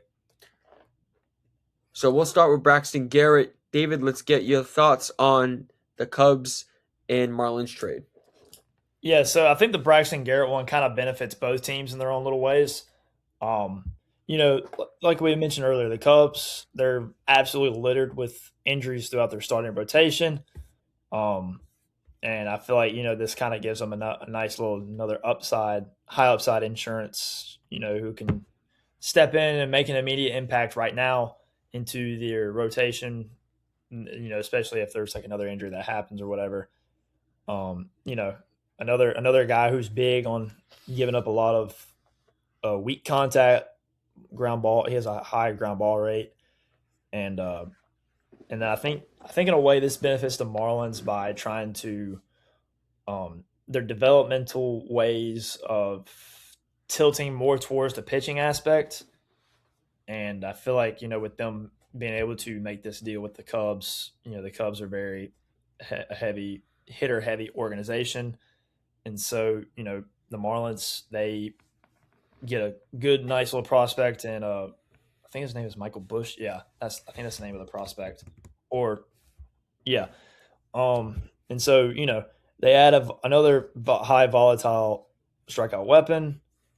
And so, yeah. And then their next one, what was it you talked about? Angels acquired. Mason McGuire, I think that's his name. The Angels got Moises Oh yeah, Besteros. Moises Ballesteros. So I don't know too much about this guy, but I guess based off of what I've noticed from my notes here, um, it's they're trying to secure a top tier, I guess, catcher for the future. Um, he's a top 100 overall prospect. The Cubs are, I guess, actively pushing for a deep postseason run. Desperately need to fix a leaking bullpen that they already have because obviously their pitching isn't in flux with all the injuries that they've had. And so, yeah. And then the next one, the Cubs get Tyrone Taylor and Clay Holmes. Another aspect where the Mets are kind of like in that sell off mode. Benefits. Let's see here, the Cubs. Yeah. So, they already have a starting rotation that are decimated by injuries. And so this is only adding to, the guys to come in and fill in while these guys come back from being off the IL. And, this was kind of more of a rental weapon to help the Cubs make that slight push for the postseason. And, this is kind of one of those scenarios where he's a very reliable starter, has a high ground ball rate. And then also with adding Tyrone Taylor, he provides the Cubs with some good outfield defense, high leverage weapon, especially against left-handed pitching because his stats have shown that he's pretty good against left-handed pitching. And yeah, and then excuse me. So the Mets, they're getting top 100 overall prospect who now is actually, I think, going to become the best prospect in the Mets organization now, or top 5, however way they put it. And so I think this is also trying to give them a little bit more of long-term infield clarity for the Mets. The Mets are actually doing the right thing, actually. Right. But it's actually nice to see Cohen and Stearns actually using their brain for once and not going after aging players and signing them to huge contracts. But I love the moves that the Cubs made. They are doing everything right. Oh, yeah.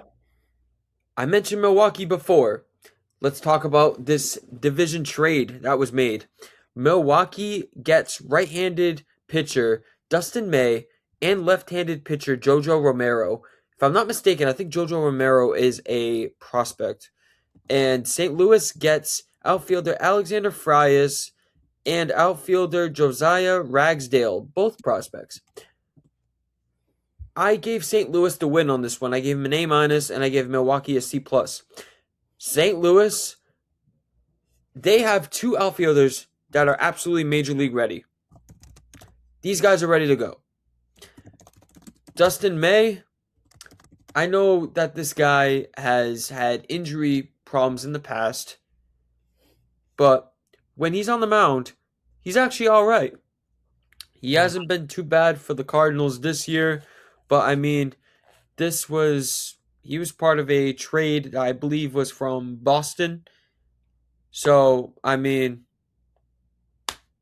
not much you can really say here, but Milwaukee gets another guy that can help out Mizorowski and especially Kyle Harrison coming back from the IL. I know this must have been a little move that they made just so he can fill in for him at the moment. But Dustin May, he's definitely somebody that's a low end guy in the rotation. Yeah. Oh, yeah. You got some good points there. The trade kind of benefits the Brewers in a way by trying to, I guess, really solidify the rotation before the playoff, uh, before their playoff push. And, Dustin May is already somewhat proven with his frontline stuff. And Romero, who's currently in the minor leagues, he's kind of, one of those guys where he provides some late inning left-handed pitching presence. And so the Cardinals are somewhat rebuilding by trying to maximize the value of 2 impending free agents. And so, they're trying to play in the game of trying to get something in return instead of walking away with nothing. And yeah. Next trade we're going to go move on to. This one actually wasn't a bad one. but I saw this and I was just kind of like, oh shit. Houston Astros get outfielder Dalton Varsho from the Blue Jays with they get in return right-handed pitcher Spencer Arrighetti. I actually gave Toronto the win on this one. Dalton Varsho, he has a sweet swing, I will say that, but in my opinion, I think Varsho is better defensively than he is offensively. Dalton Varsho, he has not proved the power that he once had. I don't think Dalton Varsho was all that. I think he's much better defensively. We've seen it with the glove. There is a viral clip out there, probably one of his best plays ever. Jarren Duran hits the ball to Dalton Varsho in center field. Next thing you know, Varsho falls down, and then at the warning track, actually still catches it while he's clutching down. And Blue Jay fans are going wild. Even I went wild. I was like, oh! But, yeah, Toronto gets another pitcher, a back-end pitcher, 4th, 5th, wherever you want to put him. But this guy actually strikes out. When he's healthy, he strikes out a lot of guys. This is a type of guy that you can catch getting 7 Ks, 8 Ks a game or something like that. But, I mean, I have Toronto winning the trade with a B. I gave Houston a C+. No hate on Varsho, but I just prefer his glove over his bat. Yeah, I think, good points there. I definitely think your points are definitely accurate in terms of this trade and, both players involved. It helps the Astros in their way of trying to get a high-end left-handed outfield bat to kind of help their lineup and elite defense. Like you were saying, you prefer him more as, out in the outfield with his glove than his bat.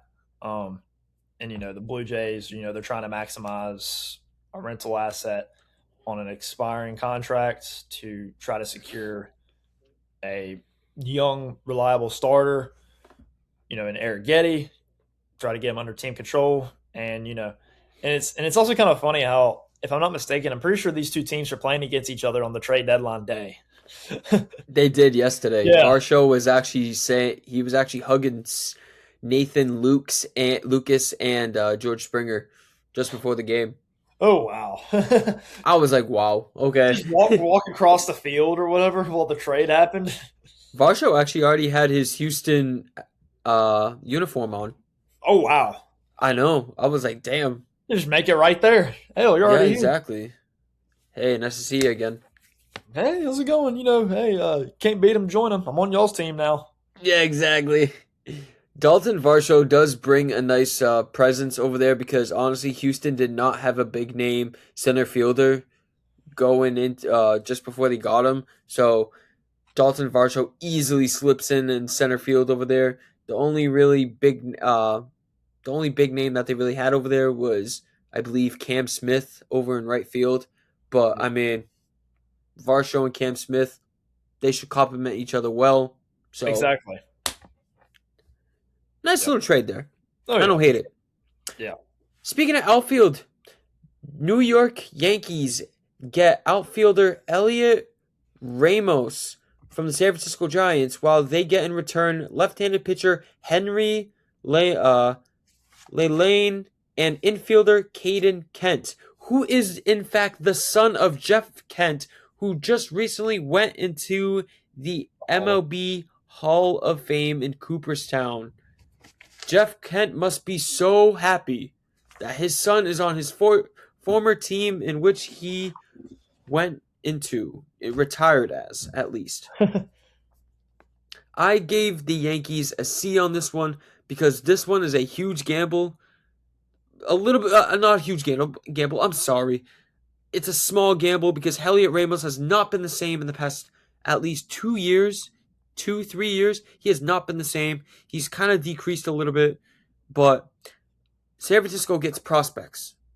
Honestly, in my opinion, if you're the San Francisco Giants, and I'm not going to go on a tangent here, I promised myself I wouldn't, but if you Giants fans really want to gain your trust in Tony Vitello, let the team rebuild. let the team rebuild. Let him deal with these prospects. He coached kids coming over to coach grown-ass adults. Yeah. So that's a huge adjustment for him. NCAA to MLB. You let the talent develop. Let Tony work with them. I like Tony. I do. And let him work his magic. But we don't know if the organization is actually going to we don't know if the organization is actually going to allow that to happen. Cuz they pretty much pull by the balls. It's Right. just one of those. But we'll see if Posey actually lets Tony do his magic. Mm-hmm. Let things coast. If I'm a Giants fan, I'm saying destroy the team. Let the team rebuild. Rebuild around the rotation of Logan Webb. Rebuild around such guys in the lineup: Casey Schmidt, Bryce Eldridge, Jung Ho Lee. Just a few. Oh, Daniel Susak. That's just a few That's just a few guys to name. But my point is, Giants fans should be happy that they're getting prospects in return. Yeah, obviously, good points there. It's almost kind of in the scenario of, trying to just let things happen instead of trying to force something out of your own way when it's clearly not obvious to work. This trade overall, I think it benefits the Yankees trying to get some right-handed power in the lineup. Their outfield, obviously, we mentioned before, has been depleted by injuries to Judge and Stanton and Cody Bellinger. Excuse me. The Giants are definitely capitalizing on Elliot Ramos, his high trade value, to try to get a long-term return, securing a power pitcher and a breakout infielder in Kent to try to help accelerate their future youth movement. And I think that helps Tony Vitello in a way because, obviously, if you think about it, Vitello going from NCAA to the major leagues, two different worlds. But, see where he comes from. He's probably coached and developed a lot of different players while he was at Tennessee and that he saw, get drafted into Major League Baseball and develop in their ways through minor league systems. So, obviously, he's got experience, working with young guys to develop them and unleash their full potential. And, I feel like if you just kind of just let everything happen, things are going to fall in place for them. I sure hope so. I sure hope so. I actually gave them a B- on this trade. I think Henry Lelane, I think he's going to be good. I think so. Speaking of San Francisco, they also made another trade. They actually got infielder Marcelo Meyer from the Boston Red Sox, while they gave away left-handed pitcher, he's actually a reliever, Eric Miller. I gave San Francisco a D on this one, and I gave Boston a C-. Reason why? Boston, why not bullpen help? Why not? Because, you're trying to make an actual serious push here. You've been catching fire lately. Nothing can go wrong. Well, actually, not nothing can go wrong. All can go wrong with bullpen help, but you can never go wrong with too many bullpen arms. Maybe this guy goes to AAA just to get familiar with the system, then he gets called up. I don't know. Or maybe he's just right on the roster. As for Marcelo Meyer, young kid, he was highly touted in the Sox organization. I remember hearing this like crazy. Anthony, Meyer, Campbell, the three young kids that are going to come up. Campbell's locked down. Anthony's locked down. Meyer was the only one that wasn't. Meyer, it was kind of like a wait and see type of guy. But honestly, I don't think he was ever going to be the shortstop of the future because I think that there is other guys that the Sox have their eyes on, and just he wasn't cutting it even on the major league level the way he was this year. It was tough watching him, and I'm just like, ugh. But I didn't think they were going to get rid of him just like that, and I was just kind of like, oh, okay. And there we go. And it's like, here we are. Exactly.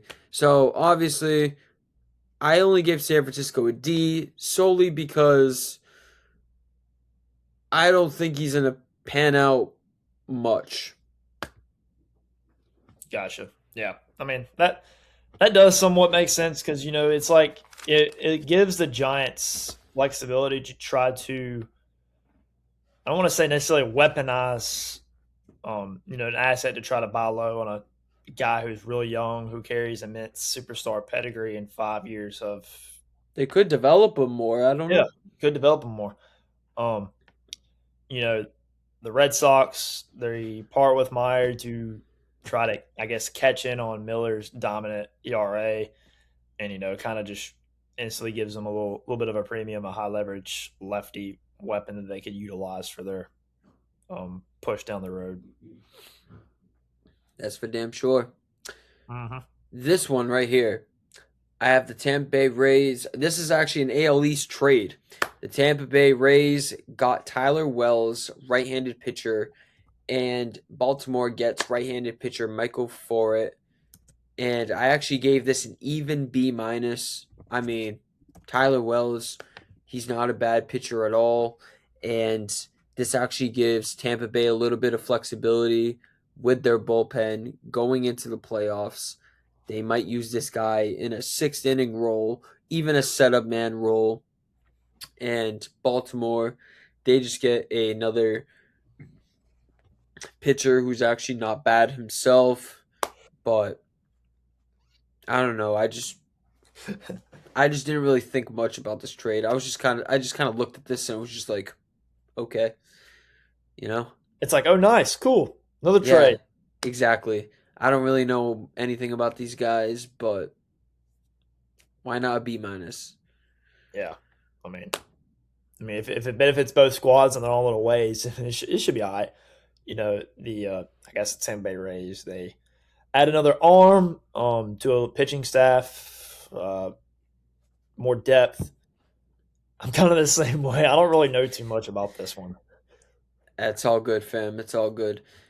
Speaking of pitchers, bro, we have a Jeff Hoffman trade. The Minnesota, this one was actually a bit of a haul for Jeff Hoffman of all guys. I think I remember seeing this one. Minnesota Twins get right-handed pitcher Jeff Hoffman, he actually was a closer at one point for Toronto. With Toronto getting left-handed pitcher Dason Hill, right-handed pitcher John Klein, and infielder Damari Pena, all prospects. I gave Toronto a B plus on this one, and I gave Minnesota a B. This was crazy. I was kind of like, oh, okay. Jeff Hoffman, he actually was a closer at one point for Toronto. He had his ups and downs, and the crazy part was he actually lost his starting closer job to Louis Varland. And Louis Varland's had a really, really solid year for Toronto, despite what that team's been through. Louis Varland, young kid, he's been killing it. Jeff Hoffman, the Canadian, he's out.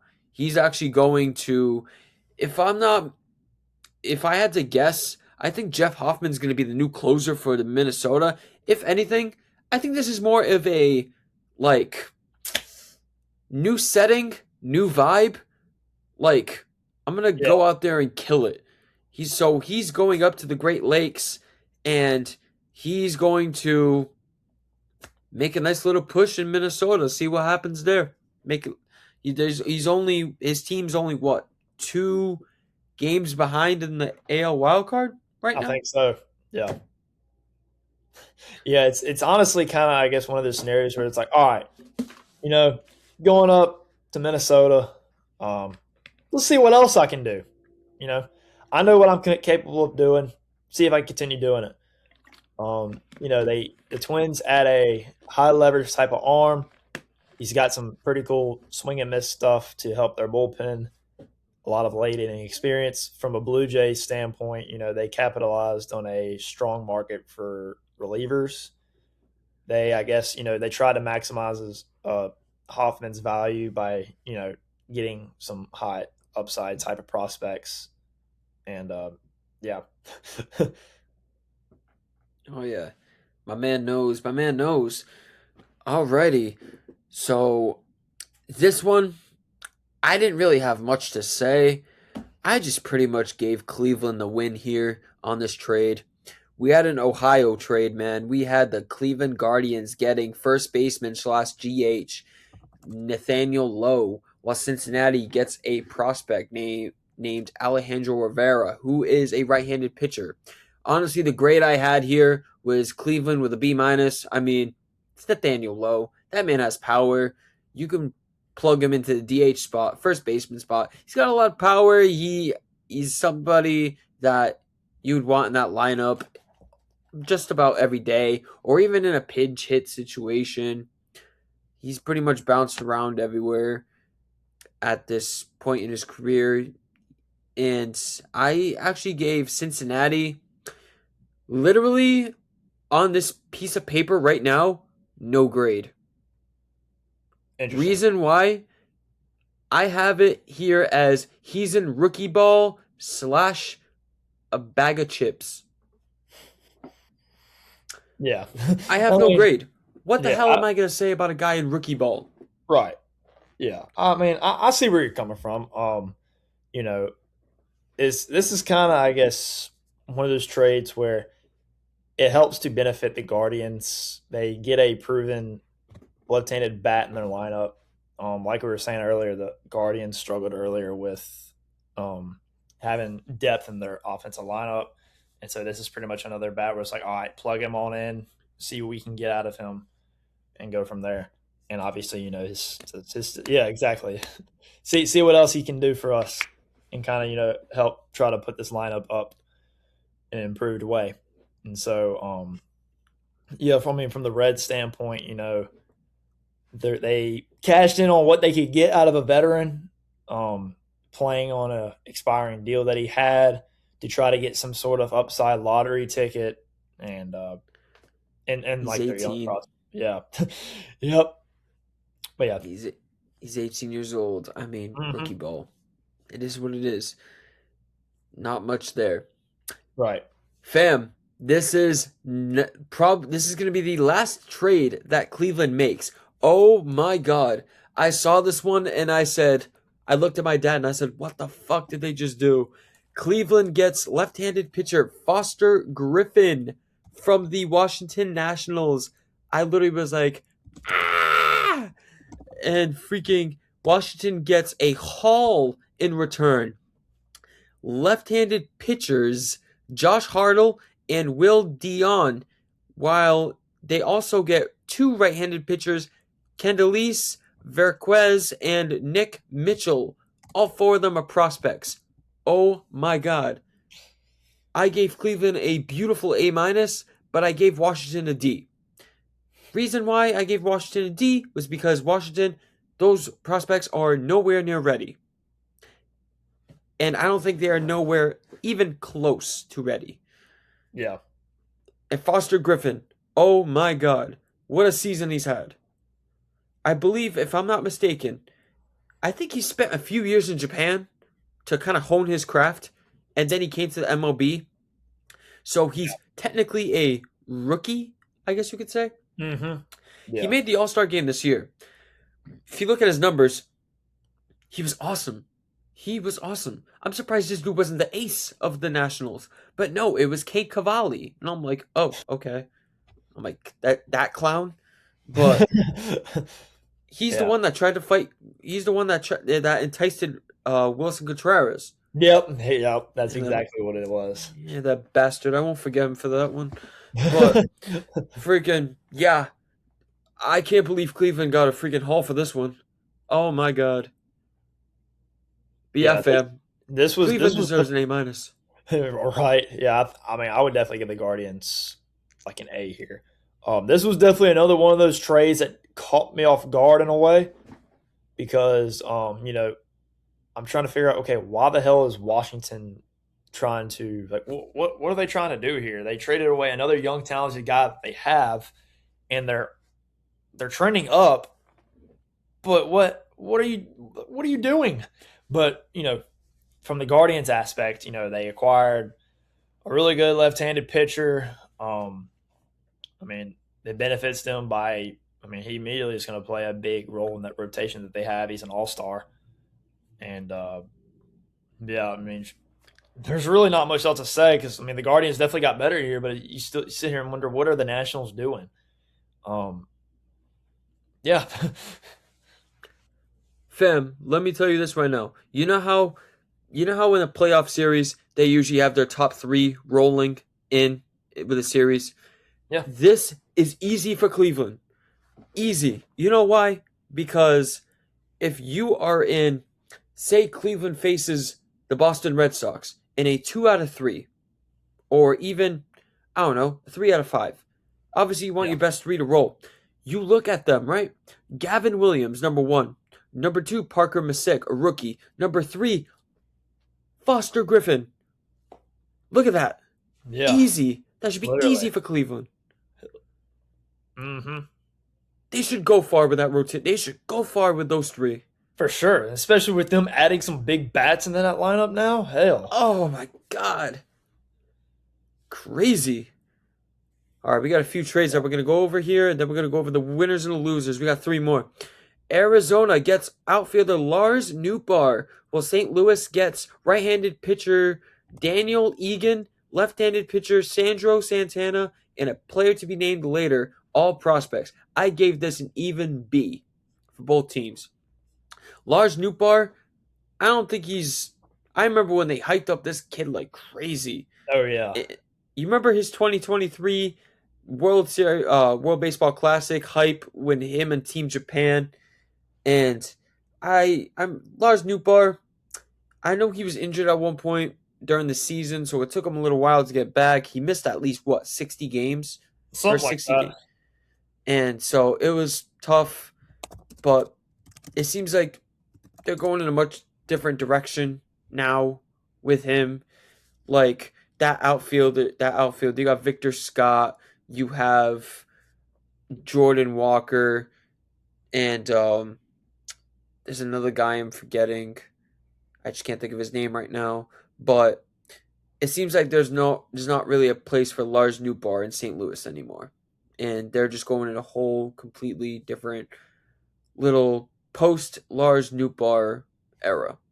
Yeah, this was definitely one of those deals where it benefits the Diamondbacks. They're getting, I guess, like a little utility bat fielder, however you want to describe them. They've put them in an outfield that's been kind of riddled by injuries to guys like Lourdes Gurriel and yeah, and so the Cardinals are kind of in that stage of rebuilding somewhat, and so they're trying to capitalize on the value that Newt Bar has in the market to try to help get them some high upside arms into their future pitching pipeline, I guess I should say. And so, yeah, Oh yeah, St. Louis could use all the freaking pitching that they could. You kidding me? right, yeah, But this is a low risk trade. I don't mind it. hmm Lars Nootbaar should fit in very well in Arizona as they're actually making a push for the postseason. Milwaukee gets right-handed pitcher Antonio Centella. I think that's how you say his last name. From the Colorado Rockies, while they get left-handed pitcher Mark Manfredi and shortstop Juan Martinez, both prospects. I gave this an even B. Antonio Sensatella, I think that dude overstayed his welcome in Colorado. As a pitcher, it was rough watching him. oh yeah, He was what one of the, I think he was an ace at one point, or at least a number one or a two. But that man's ERA, I swear to God, every single year it was always in the fours, and I'm like, dude, how you not been DFA'd yet? But it seems as if lately Colorado's actually been using him in a reliever role, and his ERA's actually been better in a reliever role. Honestly, sometimes I think it's best if pitchers that are touted as a big time starting pitcher. Honestly, if you don't work out as a big time starting pitcher or he's a quality starter, go in the bullpen. That may change your little way that you are, less pressure, and just you don't go as many innings as you once did, and just I don't know, just a different setting. Right. So Milwaukee, I don't think they're going to use him in a starting pitcher type rotation. They got way too many guys over there in that rotation right now. Santangelo is the last thing that they need. So him in the bullpen actually should be able to help them. Maybe in the postseason going forward, Mm-hmm. but we'll see. They actually get rid of some. They get rid of two guys in return to Colorado. Colorado obviously in a rebuilding mode because honestly, I feel like they rebuild every single year. Honestly, I was fixing to say the same thing. Wait, when aren't they rebuilding? Exactly. It's just one of those times where right after the first game, right after opening day, it's like, all right, on to next year. Right. Oh God, typical Colorado moments. But yeah, I mean, this trade kind of helps the Brewers in a way, gives them some more durable depth, and they need it for sure, given that the thinned out rotation that they have right now because of injuries.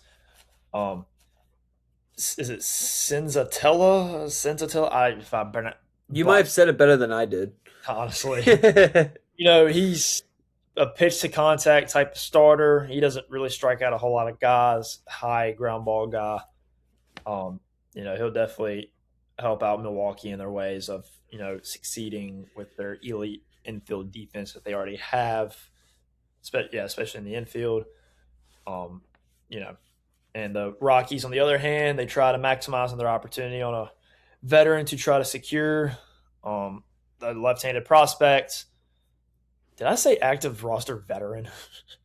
Yeah, you Well, did, but it's all yeah, good. they're trying to maximize their ways of trying to get a prospect in return, and yeah, I got what you meant. I yeah, did. I got what you meant. we'll bog the side. Oh man. So I gave them an even B. Last one. This one actually happened to be the buzzard beater of the 2026 trade deadline. This one actually shocked me, and I was just kind of like thrown off guard.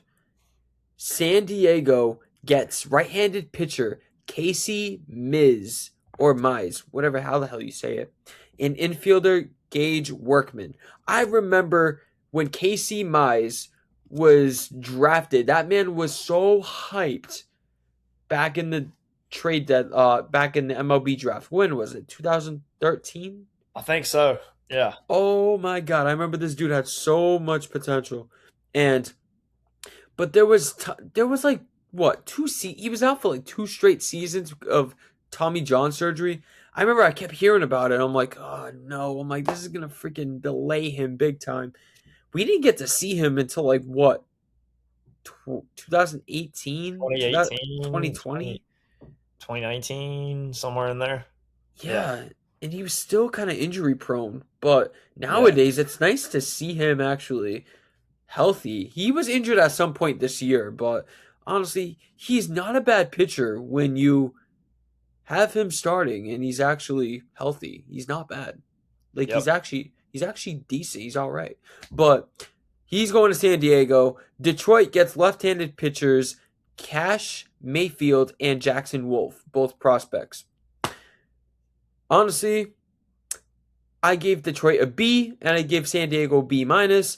Casey Mize, another big time pitcher that was on the market, that was aside from Scooble, Freddie Peralta, and so and so. This is a nice little move for San Diego. It's not under the radar. It's just right. They needed a second pitcher because their starting rotation, I was surprised that they held it up the entire season. Let's be real. Because there was no big names on that roster, not even Michael King. And Yeah. he was probably their best pitcher all year. Not even Nick Pivetta. Are those big names to you, David? King and Pivetta? I mean, one of them I think is, where do I remember Pavetta from? The Red Sox. He came from the Red Sox, yeah. Yeah, he's At one point. yeah.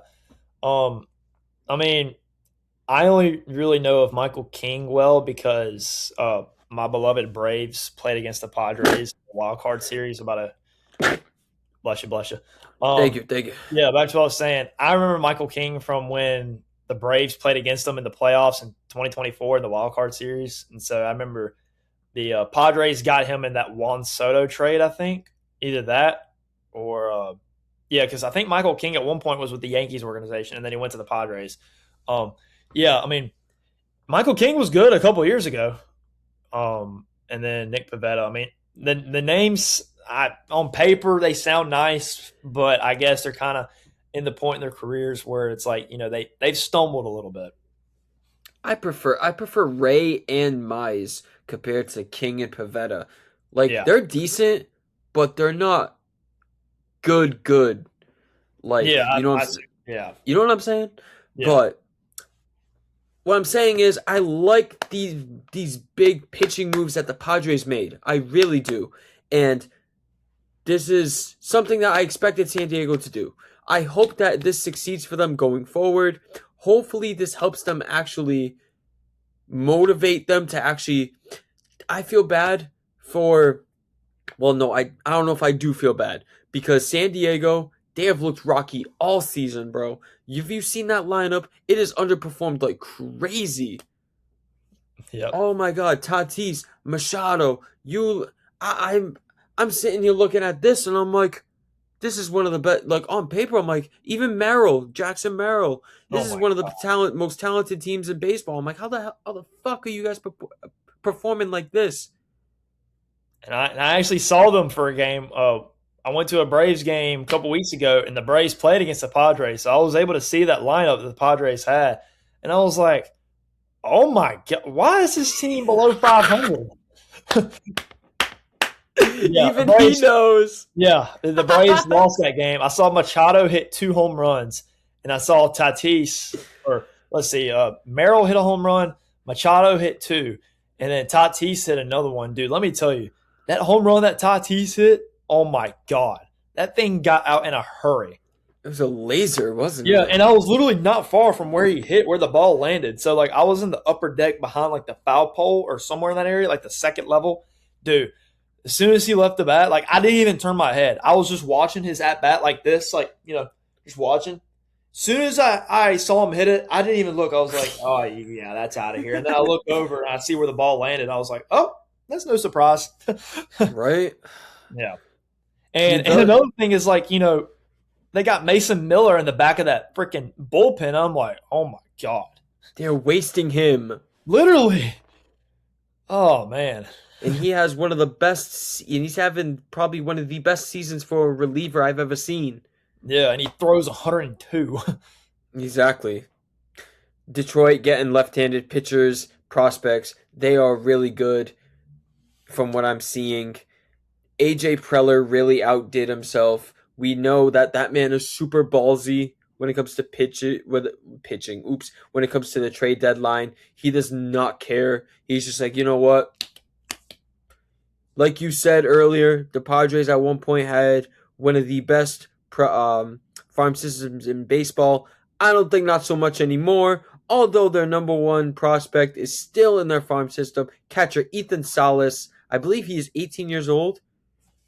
I Yeah, think, but something they like that. still got him to come up. I think he will at some point. I can't wait to see that. But yes, this Padres did good. Padres Yeah. did good. So, you have any thoughts about this one? About Yeah. our very last trade? So from my standpoint, Casey Mize was also another guy that I wanted to see the Braves get. Obviously that didn't happen. He's a good little frontline starter. In Detroit, he was the number 2 guy behind Scooble. And so, he definitely provides length for San Diego in their rotation. San Diego, I guess, kind of has that mindset like, all right, like, screw it, we're going in for this. And they went out and got Maz and Robbie Ray, 2 pitchers that are really, really good qualities, and they're very good. And yeah, The man knows ball. All right. So, ladies and gentlemen, I have this little thing where I had David pick out his winners and his losers. I did the same for mine. So, I had at least 3 to 4 winners and losers of this trade deadline. Whether I actually put like 2 players and I put like 2 teams. So my winners, I have Tariq Skubal, I have Luis Arias, and for two teams actually, I have the Cubs and the Guardians. And for the losers, David, I'm so sorry, my dude, but I have the Braves on the loser side because I expected big time. I expected a big time pitching move from you guys. I really was. I was expecting. I saw a report yesterday about Jacob DeGrom, Oh my God. and I said to myself, "Oh my God, Oh. how was this not made?" Oh no, you're So about to go on a apparently, I tyrant. think DeGrom had like a note. There was something in his contract that like prevented it from happening. It was like some no trade clause thing or whatever. Yes. It was, yeah. I If you saw it want to earlier today. if you want to go on a tyrant, go right ahead. This is the show to do it. Go ahead. Oh my god. Oh, here we go. Here we go. Oh man. He's not New York Mets DeGrom, but I would have definitely have taken him. He's actually doing good for himself over there in Texas. I will say that. You know what he said? He said he wanted to be a Ranger for life. I was like, oh my god. I was like, you haven't even been there your entire career. Oh God, a Ranger for life. What are you talking about? You know you want to be an Atlanta Brave, especially from all those years when the Mets tossed you around. I remember that. I remember those days. Or the Braves tossing you around when you was with the Mets. That's what I meant. Mm-hmm. He he still got it though. He really does. He Oh still yeah. got it. Yeah, he's looked I mean, he's been somewhat productive this year, I'd say. Another loser I have, the Milwaukee Brewers. Oh my god. They could have they could have gotten Scooble. Or if not Scooble, they could have gotten Mason Miller. I don't know what the F they were thinking. They pretty much pushed back. They pushed back. I was like, oh my. I was like, what happened? And then for a loser, this is probably my last loser, the Nationals. You know Yeah. why? Because the Nationals, from the way that you and I talked about them all night, it seems as if they do not want to pay their pitchers. Yeah. It's They want. same thing happened back when they had freaking Strasburg and uh Scherzer, you know. Ugh. Um We knew what happened with Strasburg because yeah, as we soon as knew they that. paid him, oh, Mhm. Or wait, I think they did pay him, but they did. his injury stuff just riddled him. Oh, he had to retire. Poor guy. Yeah, That unfortunately. that's what happens when you throw hard all the time. Mhm. Yep. But But yeah, those are my winners and losers. You have any winners and losers, bro? yeah, so from my standpoint, so one of my winners, and a lot of people are not gonna like this, the good old none other LA Dodgers. Oh man. Ugh. I mean, hell, they really didn't even. I really don't want to talk about this, but you know, Dodgers already a Degum super team. It's just I'm not surprised they got Scooble, but it's the fact that the what they gave up to get him is what is really it shocks me. So obviously, I think they are one of the bigger winners. No surprise. So, but if we're being realistic, so honestly, I would say the Padres are a pretty big winner here. I mean, their team on paper is really good, and then with them just adding two very reliable starting pitchers that are very solid in their own ways. I mean, it only solidifies the rotation even more, and they're pretty much proving themselves. All right, we're still in this. We can do this. Another winner I have down here is the Chicago Cubs. Um, you know, acquiring guys while they have all these riddling injuries taking effect, especially in their starting rotation. These guys are kind of coming in to help you know, come in and be just ask them to try to just be reliable and, kind of repiece everything back for when guys like Justin Steele and the rest of those guys are coming back. And so that kind of is helping them for as of right now. Another team I would say that also won is the New York Yankees. Um, they were able to add Luis Garcia somehow, some way, and I think in that way they showed urgency.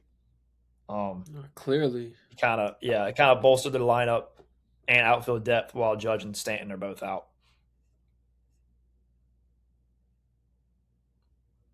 You have any losers? Oh yeah, so yeah, losers. The Washington Nationals, and that's no surprise. Not surprised at all. I they deserve to be one of the losers here. I just don't really know what exactly direction they're trying to go into or what they're trying to prove. I feel like with the core that they're building right now, they've had the potential to be really good going forward, and it seems like they're kind of just like, all right, here's the core we already have. Let me cut some of this in half and see what happens. Um, Another loser I would say I have here is, let's see, kind of think about this for a second. Um, this might be a slight hot take, but the Orioles. Ooh. Yeah.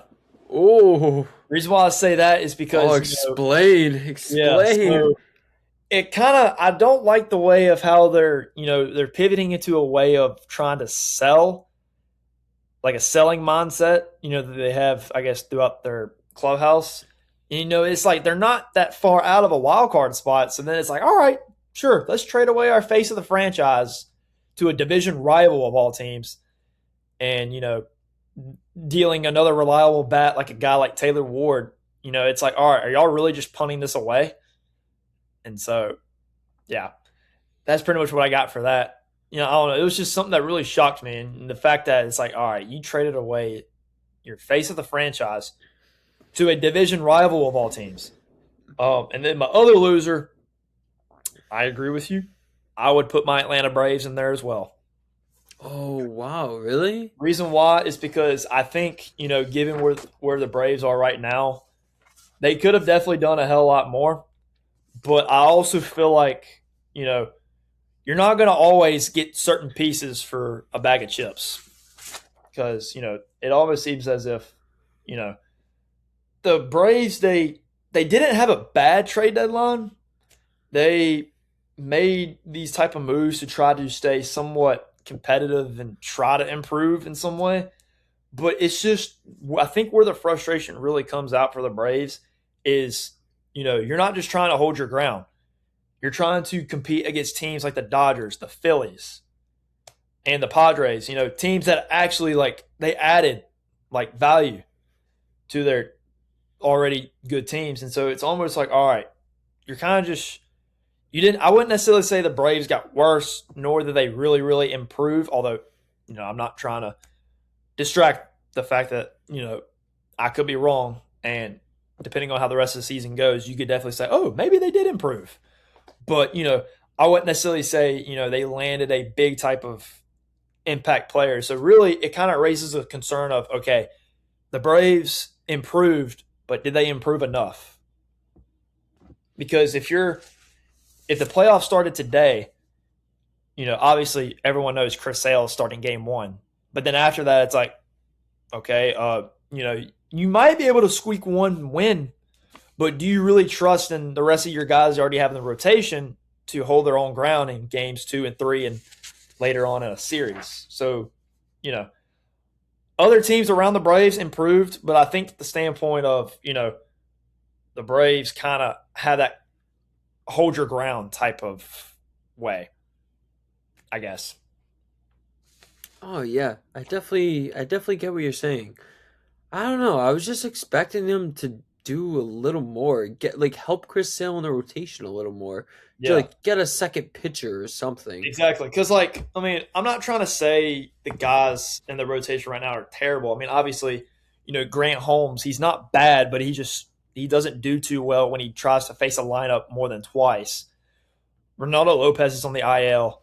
Swellenbach's currently on the IL, but he's currently trying to make his way back. But again, you don't know what he's going to bring coming back from his injury. AJ Smith-Shawver looks pretty good in his outing last week, but then they had to send him back to AAA because they brought him up for a doubleheader. And when you have a doubleheader, you can have a 27th guy. So he was the 27th guy.